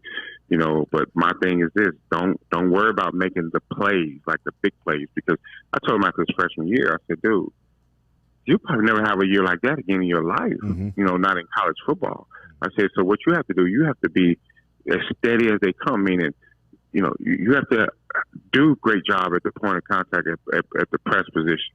You have to make sure that you're where you need to be. You have to make that tackle. I don't care how you do it, but you have to make it. Those type of things. But you can't give up the simple, easy catches. So stuff like that, is what he has to play for and look for, doing something like this scrimmage here. But at the same time, his mind is ready. He gets it. and he understands it truly. From a teacher standpoint, does this defense get him more prepared than Sunday than anything he's ever done? Believe it or not, Jordy, I thought Bo Pelini's defense would get him ready, just for what I've seen with some of the things that he was teaching. But unfortunately, it just wasn't coordinated right, from separate coaches and things like that. Now, this defense here, I'm not going to say it has some similarities, but I can see something different. I see a lot of different within the defense, and which is a good thing because remember, in David Aranda's defense, Derek was just man-to-man. It was David Aranda played, 9-on-9 football. Right. Basically, he took those two corners and made them play man and just left them out. But now with this defense, you see a lot of zones. You see some combos and some push throughs and things like that, to where the corners are not as compromised as they were before. But I think that he's still using his corners for what they can do best, which is man coverage. But then you can't just do that constantly. And then with Coach Jones coming from the NFL, he's seen some things, knows some things that really works against certain defenses, things like that, the way he's implementing that. So in my opinion, to answer your question, yes, this does help Derek, in my opinion, to where when he moves on to the next level, at least he's done something similar to where it won't just be brand new to him, to where he would have to try to figure it out. He'll just reference back to, when he was with Coach Jones this year. Elite Football Academy, Elite Football LA, or Elite FB LA on social media, and you can email Coach Derek Stingley Sr. over there. It is just all tutoring of football. It is 24 hours a day, 7 days a week, trying to get you better as a football player over at Elite Football Academy. We have these places around the South in baseball, some in basketball that exist, and now here in South Louisiana, you can get football-only training only at Elite Football Academy. Derek Stingley Sr. is over there. Check him out on social media, Elite FB LA. Thanks, man. Talk soon. Appreciate you. All right, Jordy. All right, man. There he is, Derek Stingley Sr. checking in. Daily, we're brought to you by Elevate Treatment and Legacy Center right here in Baton Rouge, Louisiana, where Elevate is dedicated to treating patients who are battling drug and alcohol addiction. Their goal is to help guide you in your steps towards recovery and help you achieve and maintain sobriety. You can find them online at ELEV, the number 8, treatment.com, ELEV 8treatment.com, Elevate Treatment and Legacy Center. Remember, you can begin your treatment online right there. The phone number is located for you on the website as well if you want to get in touch with Elevate Treatment and Legacy Center. It's 225-448-0440. But a great website that explains all of the services, how you can begin your treatment and program. They understand that this is a tough phone call. It's a tough click on the website to sign up, whether it's for you, whether it's for a loved one. Let Elevate get you treated today for your alcohol and drug addiction, and let them take care of your sobriety, help you in finding your sobriety. ElevateTreatment.com. All right, LSU Baseball was able to take care of Kentucky over the weekend. They take 2 of 3. Doug Thompson, who is regularly of the LSU Sports Radio Network, did not travel to Lexington this weekend. He did travel up to Arkansas to remember the life of C.J. Harris with some of his former LSU baseball teammates. We'll ask Doug his thoughts on the latest win of the weekend. You want to come here as we will we'll link up with Dougie here on the Jordy Culotta show and get the latest. As I know, Doug wasn't on the call, but we'll get his thoughts on the confidence of LSU. They'll be back on the diamond tomorrow versus Grambling before a weekend set. Well, okay, Doug. All right, buddy. Okay. Well, okay. I mean, is this guy's? I mean, is he still on hiatus from the Little League field? Just an unbelievable move there by DT9 in some of the text. Oh, look at this guy. Look at this guy. Power play there, huh, buddy? My bad, JJ. Okay. Power play. We're live. He We're barked live. on the call. We're live. How we doing, guys? We're doing all right. We're doing okay. I figured we were live, so I was careful in the open there. Thank you. Douglas, let's start in Lexington before we get to where you were with your teammates. So on just such a sad story, man, and we'll get there. But LSU takes 2 of 3 over the weekend. And from a confidence standpoint, I know that you were not on the call, but how much did they need to go just get right in an SEC venue and environment? I mean, I don't know if there's any words to describe it. I mean, it's an understatement to say they were in a must-win situation. And to go on the road and to win 2 in the SEC, it doesn't matter who you play or how strong or weak they are. Kentucky's 500 in the league. It's always tough to win on the road. And I think it was a huge weekend for them. There were some big-time signs of life there on Friday with all the offensive explosiveness. But won a tough game on Saturday and, weren't able to complete the sweep. But still 2 out of 3 again on the road is exceptional. Doug, we don't talk a lot about Labus. You know, I mean, even in the grand scheme of it, when Hill was healthy, we were always talking. I thought about Hill and Marceau, but Labus with another 6 solid innings on Saturday in that 8-6 win that you talked about was pretty close. What has been your point of view of Labus in his growth and development to where he is now? Well, I've never really got caught up on the decisions. Sometimes you can just run into a streak, especially as a starter, where you just run out there and don't get a decision 3 or 4 times in a row. You do your job, you get your team into a position to win, and then whatever happens, and perhaps you lose the lead or the game gets tied and you just don't figure in. But I've watched Labus in multiple outings, and I can only recall one outing where he had a random spin of about 8 batters in a row, 6 or 7 got hits. But other than that little one inning, he has just been solid. He's steady is the course, and I love him in that second spot. And I think that with he and Marceau up there at the front too, unfortunately with Hill out now, the Tigers still have a chance to compete. Jordan Thompson with a huge weekend. I just clutch, right? I mean, you mentioned some of the offense, but Thompson is he's been somebody early on here who's kind of answered this for LSU. I mean, he's gotten some timely hits. How big has Thompson been offensively? I mean, again on Saturday, 3 for 4 with a run scored, another big one for him. Everybody's talked about his defense, but offensively, it seems like he's been on time as well. Yeah, well, at the beginning of the season, he got some timely hits and he hit some big home runs late in games. So he had this propensity to be Mr. Clutch. He was really good in that situation, especially as a young player. And I would, about halfway through, about 10, 15 games in to where we are now, I would have asked for a little bit more consistency at the plate. And sure enough, he's done that. So what a great boost for the Tigers to get not only a shortstop that can pick it, but also can contribute offensively as well. Doug, you were in a lot of locker rooms in the 90s and early 2000s. How much was DMX playing? A lot. A lot. Thank you, Douglas. That was very. Thank you for the in-depth answer there. Yeah, thanks. That passed away, but yep. Used to roll to DMX a lot in the weight rooms and in the locker rooms. There's no way to get here, and I saw some of the images from the weekend of the LSU baseball family. Some of you guys jumping on planes to go support the former teammate and family member of Ced Harris, who was a LSU baseball player, leadoff hitter and center fielder on the 2000 national championship team.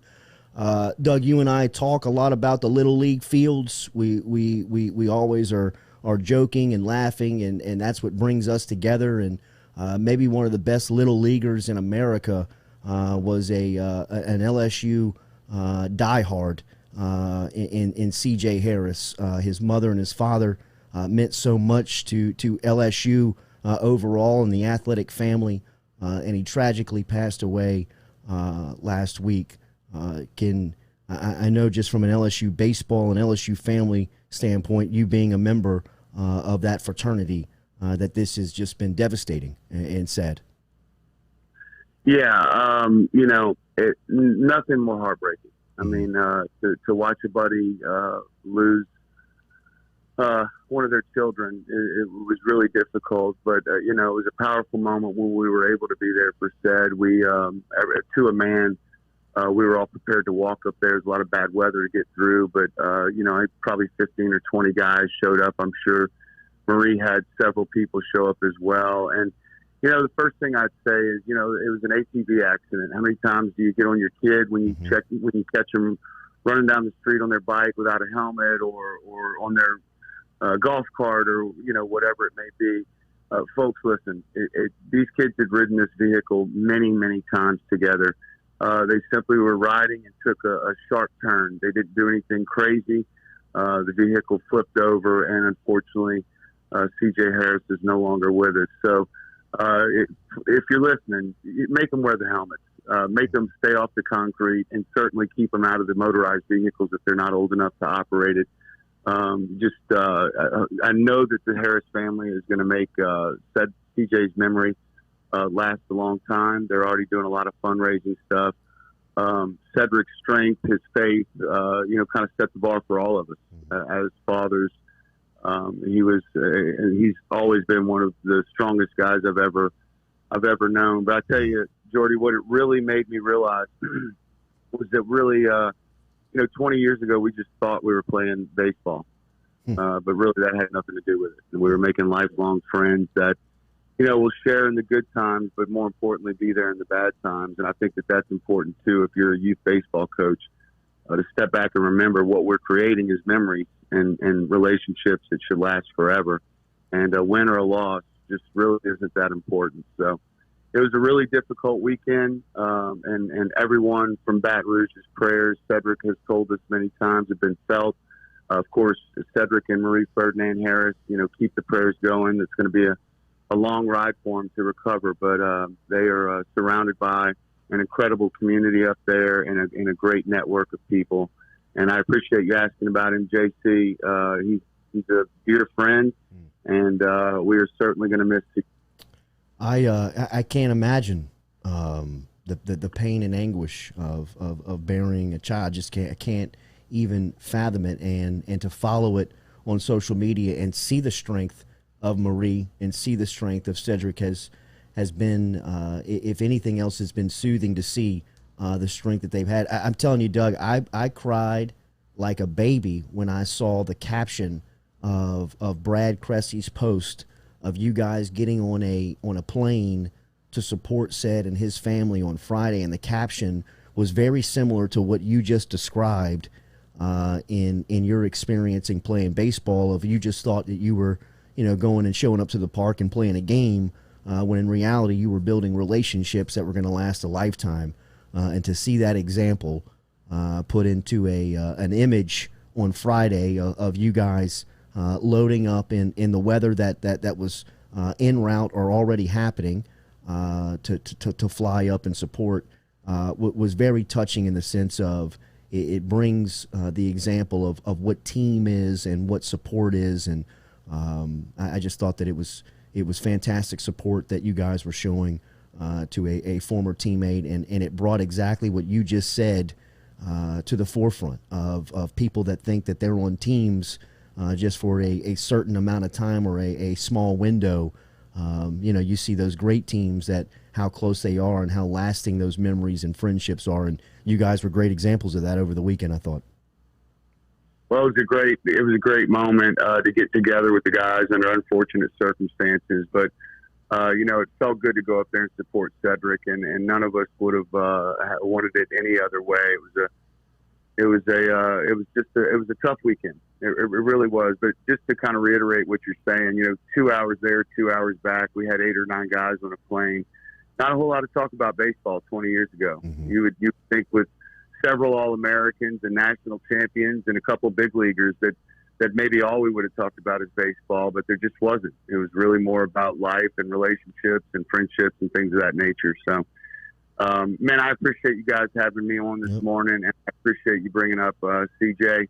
And, you know, I hope that his memory lasts a very long time. I know that my boys are going to play the rest of their season for him this year. So, you know, keep the Harris family in your prayers, and thanks again for bringing it up. Love you, bro. Have a good call this weekend, man.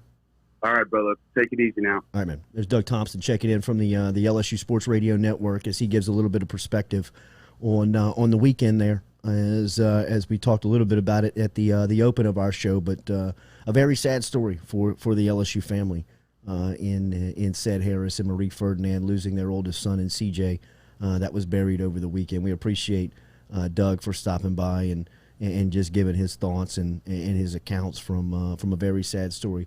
Daily, we are brought to you by RMB Builders, Rhett Bourgeois and RMB, or online at rmb-builders.com. 921-7062 is the phone number. 921-7062 is how you get in touch with Rhett and his crew. Today, rmb-builders.com. All of our podcasts are always brought back to you, so if you miss anything, you can always go back and check out the podcast form. If you're looking for an interview with Will Wade earlier today, Derek Stingley Sr. was great on the LSU spring game, and Doug Thompson gave us some insight on LSU baseball as they were getting back into the win column over the weekend. All of that is brought to you by Rhett Bourgeois and RMB Builders. RMB Builders, LLC, 921-7062. And online, rmb-builders.com. In 15 minutes, we'll talk to John Peterson, former LSU All-American golfer.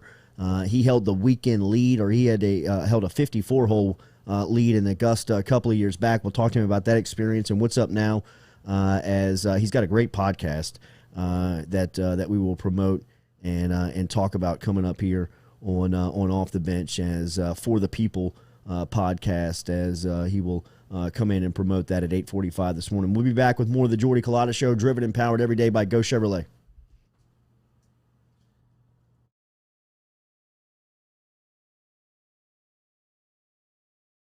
Are you self-employed? Then you need to learn about Angel Oak's Home Loans Bank Statement program that they're offering, which makes you eligible as a self-employed borrower to purchase or refinance a home without requiring a tax return. If you want to learn more, get in touch with me. Email me, Jordy at jordyculotta.com, to learn about the bank statement loan program offered by Angel Oak. Jordy at jordyculotta.com to learn more. Gearing up for spring and summer down here in South Louisiana, and you want to keep your lawn maintained during these sunny seasons, get in touch with our friend Blake Abear over at Abear's Lawn Maintenance, where he says, you grow it, I mow it. 225-485-8022. 225-485-8022 is where you can find Abear's Lawn and Maintenance, the official lawn and maintenance company of the undisclosed location. Go Chevrolet is proud to announce Go Express Auto Sales, the new used car lot located in the capital city of Baton Rouge, Louisiana, at 11522 Florida Boulevard. Go Express Auto Sales is online at goexpressautosales.com, or you can search them on Facebook and social media at Go Express Auto Sales, the newest addition to the family of Go Chevrolet. Remember, Go Chevrolet is located down in Laplace, Louisiana, but now welcoming aboard Go Express, the new used car lot located in Baton Rouge, Louisiana at 11522 Florida Boulevard. Well, folks, it's time to kick it old school, so you can feel cool. Give it to me, baby. Baby. Yeah.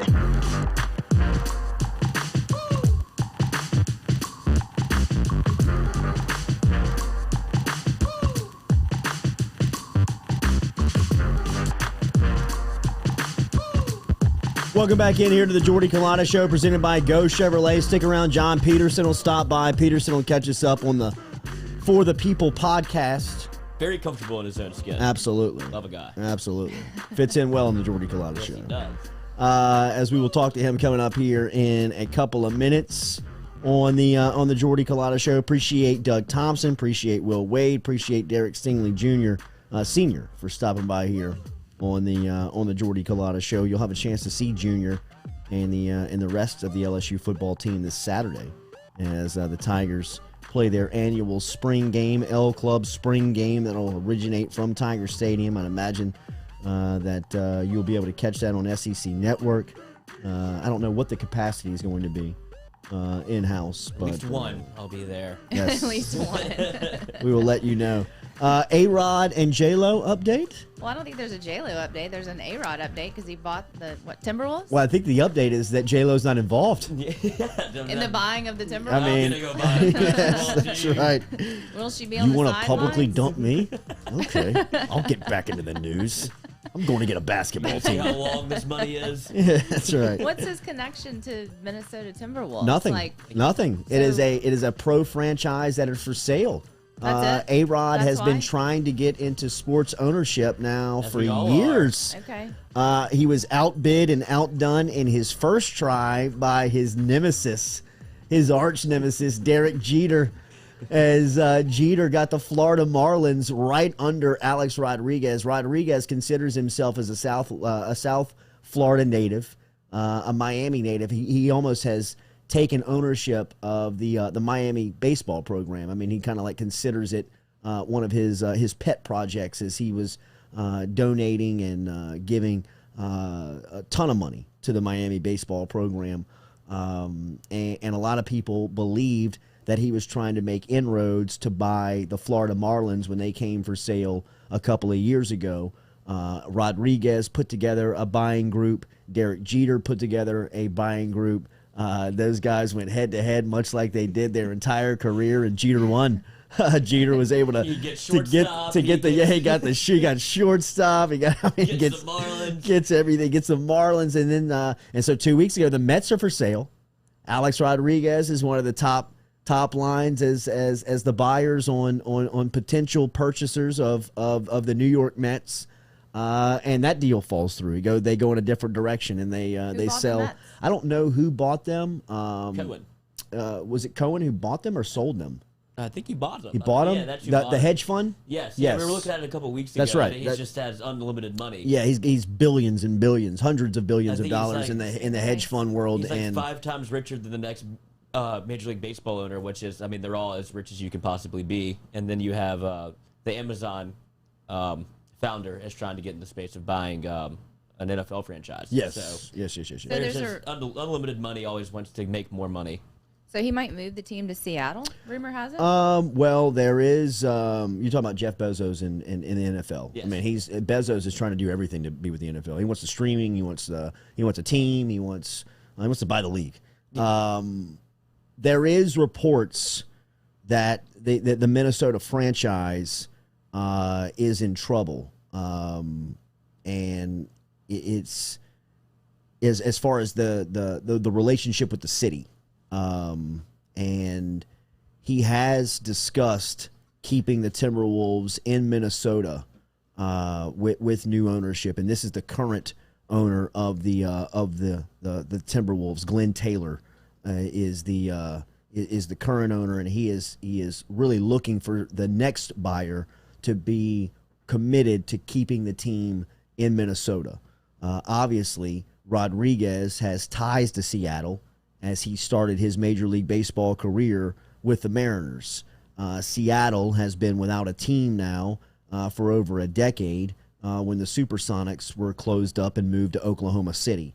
It is a starving basketball market.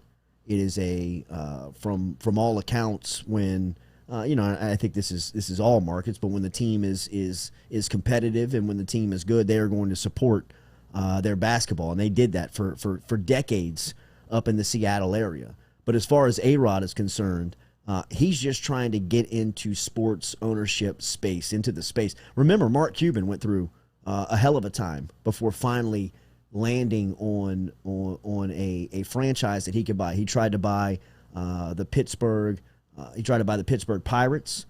He tried to buy the NHL team, the Pittsburgh Penguins. He's around that area. He's from that area. Then he tried to buy the Chicago Cubs, in which he was denied, and then he finally got into sports ownership with the Dallas Mavericks, an NBA franchise. A-Rod has had to jump through similar hoops in finding a team and a franchise that he could buy. His best friend, Mark Lore, is his business partner. He's a billionaire. Alex Rodriguez has made a ton of money in sports. The purchase price for the Minnesota Timberwolves is hovering around $1.5 billion right now. That's amazing. It is amazing. That is amazing that the Minnesota Timberwolves could have an asking price of $1.5 billion in just the sports landscape of sports franchises. To give you an idea, the amount of money in that space, you see why all the billionaires and millionaires are trying to be in this exclusive club of sports owners, specifically in the NFL. I mean, the NFL has to be the most tight-run fraternity in the world. I mean, it's got to be the most exclusive ownership fraternity. Did you say the NFL? Yes. Yes. Okay. 32 of you. I mean, there's only 32, and the return on investment is. I you're mean, printing money. If the Minnesota Timberwolves are worth $1.5 billion, the Minnesota Vikings have got to be worth $4 billion, $3 billion. I mean, can't think of a less relevant franchise than the Minnesota Timberwolves. Me They're either. worth $1.5 billion. maybe the Sacramento Kings. Robbie, they're all in that. Yeah, they're all in that same Sacramento. arena. Just like who gives a Exactly. shit? Did But they I almost mean- come to New Orleans, Timberwolves, at one point? They were Like almost years ago? moved to New Orleans. Yes, in 1994. It's weird to me that people just move franchises around Well, 'cause different cities. They want the city to build them arenas. Yeah. That's what happened in Seattle. Seattle's, I mean, I A lot think of it was coffee in Seattle. Key Market Arena or something was, I mean, they could not get a commitment from the city to build them a new arena. When they were building the baseball team, the Mariners got their new field at that time, and that was kind of the rub with the Seattle Supersonics, was that they were threatening to leave. The mayor was threatening to let them go, and then they ultimately left with KD. Kevin Durant played 1 year in Seattle.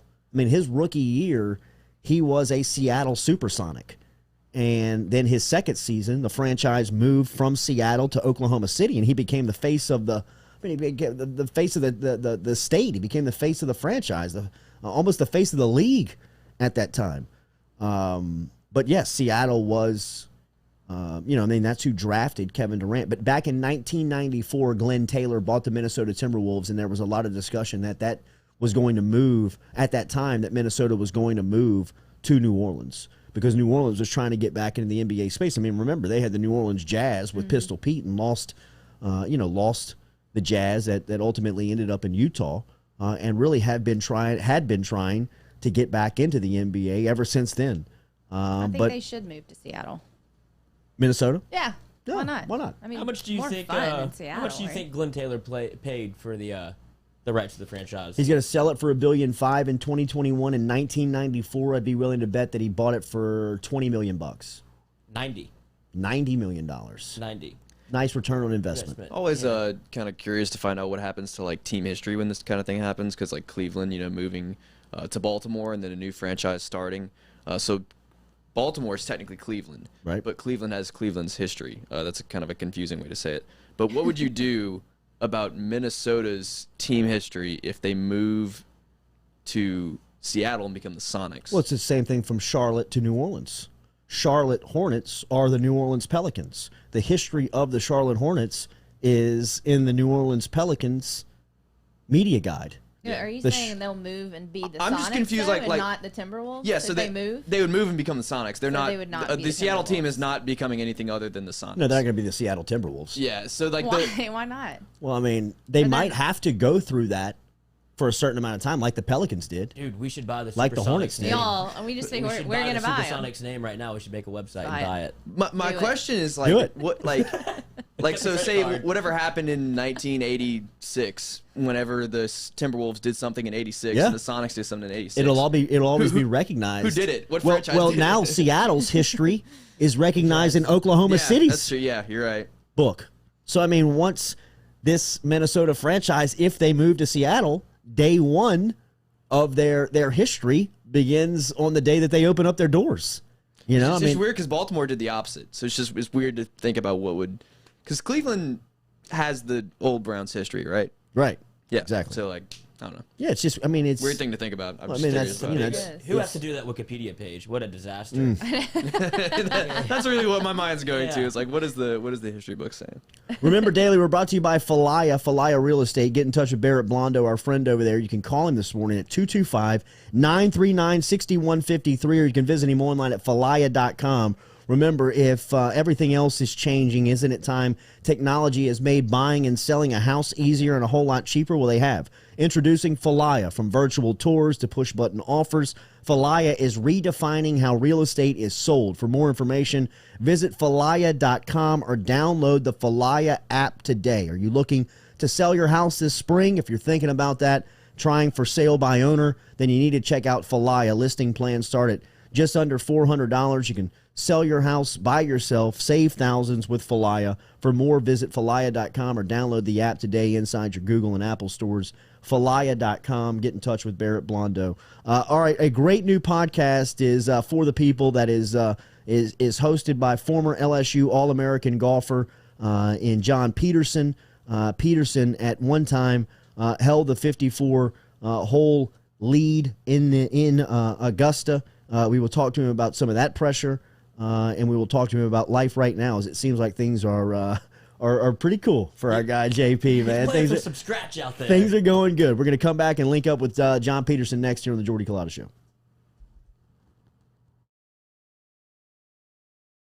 Are you self-employed?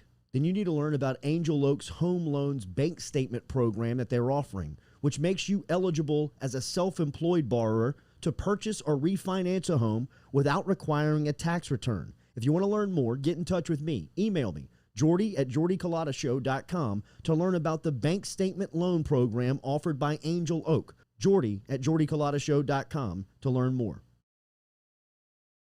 Gearing up for spring and summer down here in South Louisiana, and you want to keep your lawn maintained during these sunny seasons, get in touch with our friend Blake Abear over at Abear's Lawn Maintenance, where he says, you grow it, I mow it. 225-485-8022. 225-485-8022 is where you can find Abear's Lawn and Maintenance, the official lawn and maintenance company of the undisclosed location. Well, folks, it's time to kick it old school. So you can feel cool. Give it to me, baby. Baby. Yeah.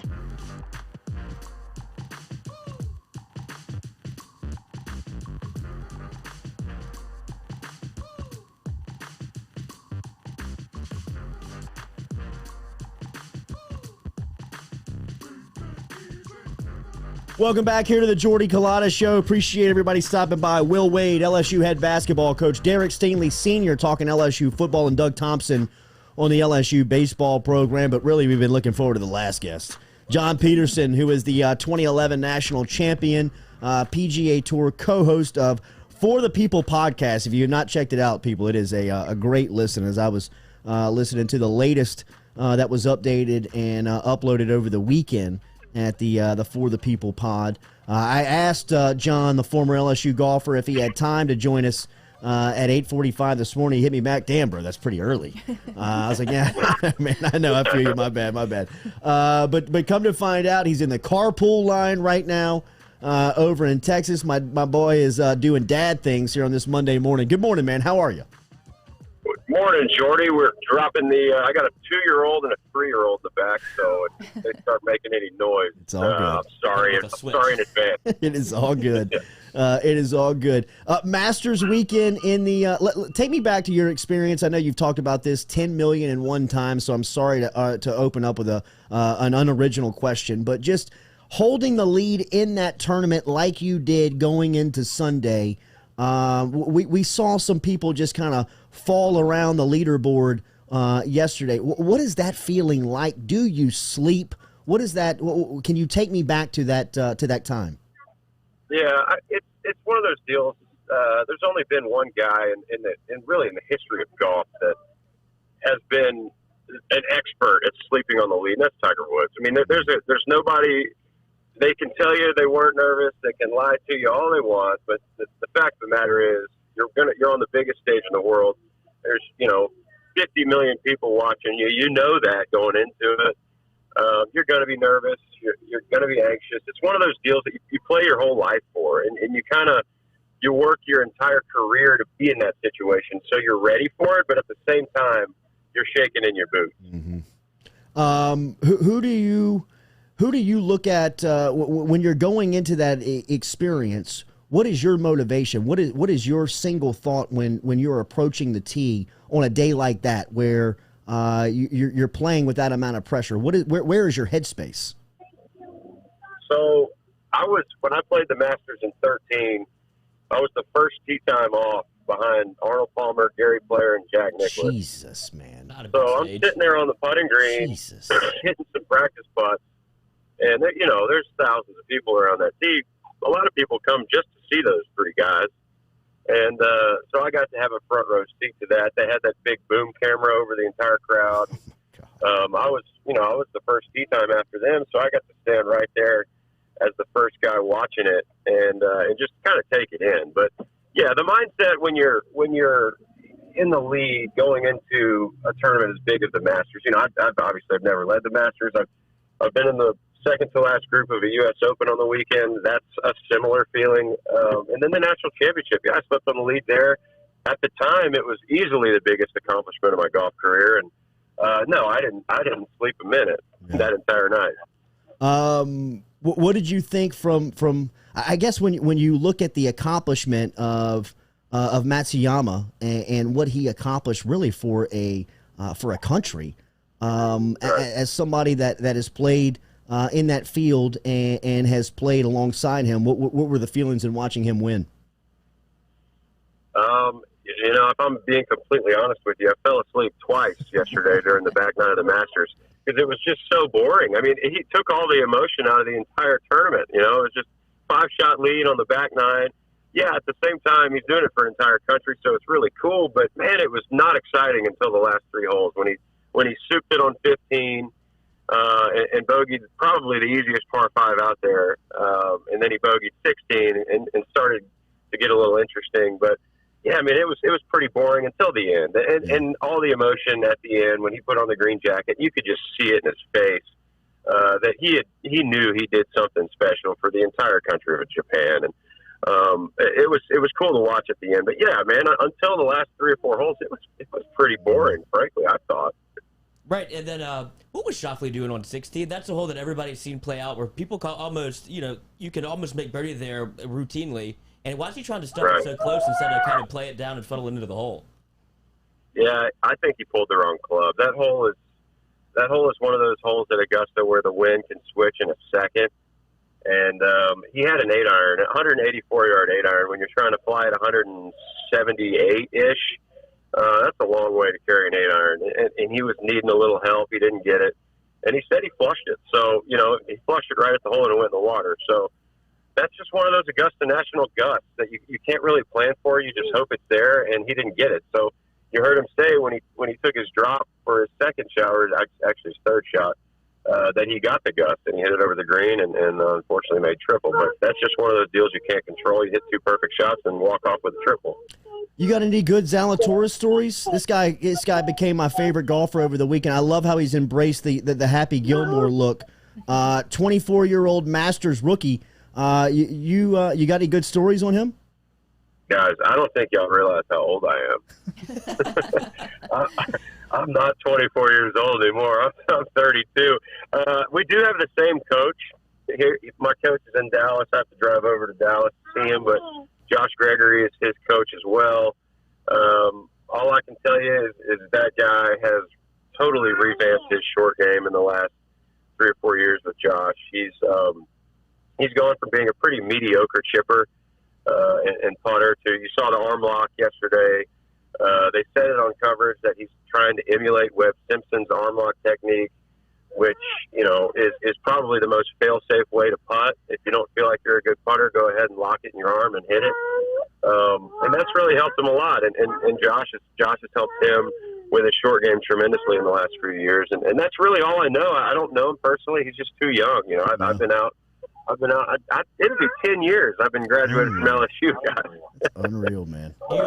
You think DJ stuck around and had to come back, or what do you think he did after he missed the cut? Oh, dude, that dude had NetJets dialed in on Friday afternoon. Oh yeah, he probably texted his pilot on the 15th hole on Friday and said, "Hey, we're out of here." Give me the hell out of here. And then he came right back on Sunday afternoon. Tell me about the pod, bro. I love the For the People podcast. I was checking out. I was grocery shopping yesterday and had it rolling in the listening on the AirPods. Better move. Absolutely. How'd you get there? And it seems like you guys are just having a lot of fun, man. Yeah, well, we kind of recognize that golf, in its nature is boring, and nobody really picks a side. Everybody wants to be on the fence, and nobody wants to hurt anyone's feelings. And nobody shares their real opinion for the most part. And yeah, we've gotten crucified for doing that, but at the same time, we're appreciated more by the people that like us. Yeah. And there really hadn't been a golf podcast, that did that and that shared their actual opinions and what they really thought about certain topics in golf. Like, so we started one kind of on a whim, and it wasn't really planned or anything. We said, hell, we're going to start this podcast and see if people like it. So we released our first episode, and within a week, we were top 3 in the country in golf podcasts. So obviously, the people responded. That's why we call it For The People. We answer questions on Twitter and Instagram from the people. Regular guys, like 25 handicappers that go out and drink beer with their buddies all weekend. Those are the people that we resonate with, that we want to talk with. We don't, the majority of golfers are not scratch golfers, right? They're golfers that go out on the weekends at Webb Park and want to play 18 holes with their buddies and drink 10 beers. That's the kind of people that we wanted to resonate with, because that's the common golfer. And those kind of questions we like answering, and people really loved it. You got to watch those hole placements on Sundays at Webble Beach, bro. They can get you at the at the local Breck environment over here. So I texted you on Thursday, and I'm like, hey, man, come on Thursday morning, give us a preview of Augusta. You're like, bro, I qualified for a tournament. I'm like, Jesus, I'm an asshole. My bad. Go win that tournament, and then come back and come on Monday. Where is your golf? Where's your golf life at right now?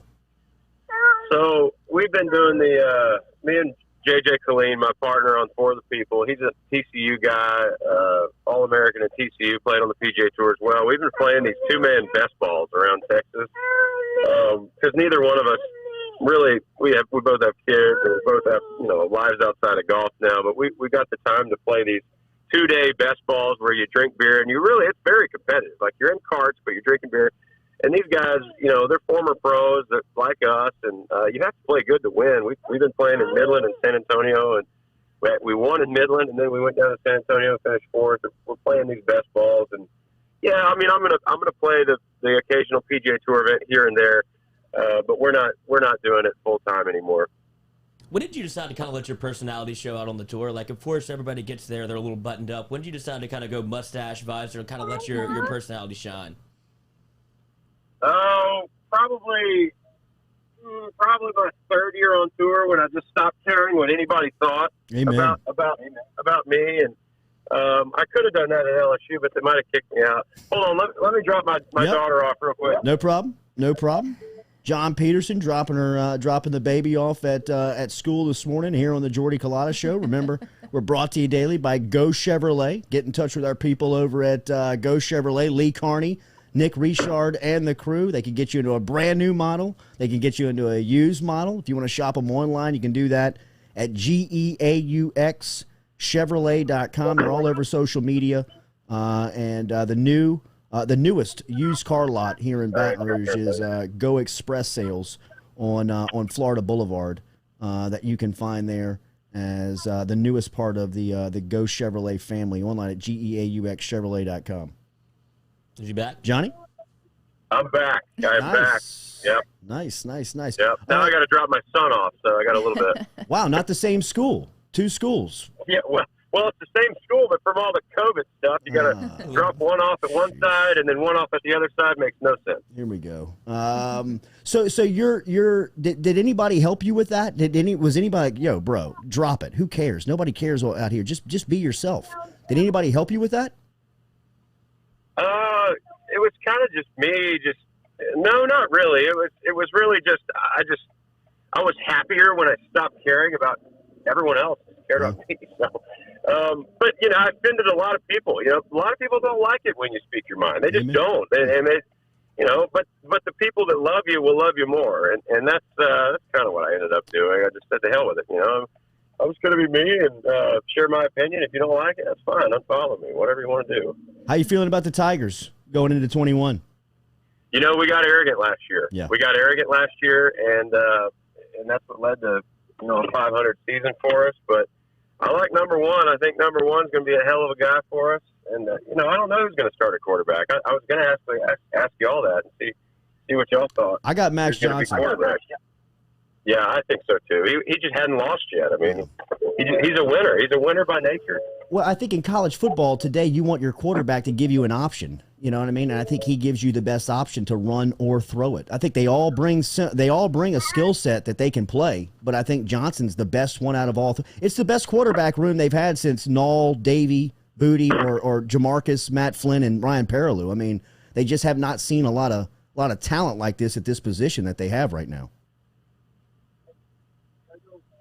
Dropping his son off. I think we got Dropping his son the off. first part of that. All right, Absolutely. all right. There we go. Sorry, I'm done with all that. Now we're good. It's good, man. It's good for parental duty. We're all good. We're supportive here. So what's next for you? How does your schedule lay out? Do you look at tournaments that you want to play, or you just kind of, hey, this weekend this is going to play. Let's go here and tee it up. Well, right now we're kind of just focusing on the podcast. It's gotten so much traction lately, and we've got people knocking on our door to sponsor us. And Nice. it's really been a hell of a lot of support. It's something that we didn't really expect, and we're trying to run that like a business, but neither one of us are businessmen by trade, so we're kind of having to, pull on the ears of our mentors and business leaders around town to help us out with it. But no, man, I'm going to play a little bit here and there. I'm definitely not going to play 25 weeks a year like I used to. And I'll be in Baton Rouge for more football games. I'll be able to do things that I love more, and that'll be it. I don't see myself ever being full time on the PGA Tour again. I know that's probably not what you wanted to hear, but we, my wife and I are pretty settled into our lives here, and we like what we're doing, and we're going to take this podcast, see how far we can run with it. Oh yeah. If you ever had a champions dinner, what would be the meal? I don't know. I've actually never even thought about that, but given the time of year, I've got to say boiled crawfish, dude. I mean, that's one thing I really miss about Baton Rouge. I can't get up here in Fort Worth is live sacks of crawfish on every street corner down there. So there is one place here that it's kind of north of Fort Worth, but I'll drive up there and they rip you off, but I'll still pay $120 for a sack of crawfish and do it twice a year. But man, I miss that down there in Baton Rouge, getting live sacks of crawfish. Seemed like at every street corner. Do you blow people's mind over there with crawfish? I mean, because I know that there's a lot of LSU supporters in that area of the country, right? Oh yeah. So one of my best friends is from Welsh, and nice. You boil crawfish in Welsh different than you boil crawfish anywhere else in the world. This dude, Aaron Sonia, used to run bogeys. Muggsy is his name. Oh, nice. Yeah, Muggsy. Yeah. But yeah, old Muggsy. Everybody knows Muggsy in Baton Rouge. But he boils crawfish. He does it like everybody else. But at the end, when you throw them in the cooler and you let them rest, he'll put two huge packs of mustard and two squeezable butters in there, and mix it around, and then let the butter and the mustard sit in there with the crawfish. And I've never seen anybody do that before. But what happens is those crawfish become super easy to peel because of the butter. And God, they're so much better like that. But I do them like that up here, and everybody kind of does it northern way up here, where they're done and then they pour 15 pounds of seasoning on them afterwards. They dust them. Yeah, That's incredible. I can't stand that. That's incredible. And then when they're done with them, they put them in their fridge and microwave them the next day, and they're just terrible. Jesus. Like, it's disgusting. So, Jesus. Yeah, no, they like it when I boil them around here. John Peterson is our guy, man. Check out the podcast, for God's sakes. It's a great listen. At For The People, at 4T People is where you can find it. And he's a former national champion. The guy bleeds purple and gold. In fact, Cameron Cook is inside of our bunker said that John sat right in front of me in football games for 10 years, always drunk as a skunk, and loved every minute of it. After every play, he said, "Unreal, amazing, unreal." That's a great story, John. Thank you for your time. Hopefully, we can do this again, man. Because your podcast journey sounds like a lot like ours. We're just kind of throwing stuff at the wall. Nobody's got a business mind. We'll see what happens. Jordy, you know what? Call me more than once a year, not during the Masters, would you? Yes, sir. Done. I'll call you next week. All right, Later, buddy. Enjoy it, buddy. All right, man. There is John Peterson checking in from How many phone calls did he get last week? from Dallas. Like, I mean, dude, yeah. I hate him like Thursday morning. Well, what Hey, bro, else come would in you and call preview him? the match. He's like, hey, dickhead, I qualified for a tournament. I tee off at 8 a.m. That's when people want to talk about golf is right now. Yeah. The only But it's time, just funny, right? like, every year his phone probably blows up once. But a he's year. got great stories. Oh, he's amazing. He's got great stories. He's got great personality. About as good a personality as anybody. I love this kid, bro. The 18-year-old that's taking bowling by storm with the 7-10 split that happened over the weekend. The first thing I thought about was my guy, is it Dick Weber? Pete Weber. Dick's dad. Dick's his dad, Pete Weber, who retired after just an incredible, illustrious bowling career. He saw the signs of the. Who do you think you are? I am. So I mean, the signs are on the wall, bro. This little redhead, the ginger assassin, is what they're calling him on the PBA.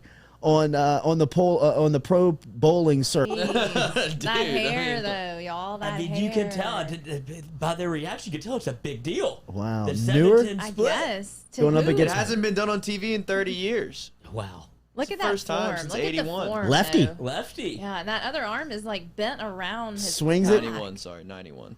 My The old reach around. old reach around. The old bowling reach around Go on the alley. with the middle part. Look out, Katie. We'll see you next So week. excited.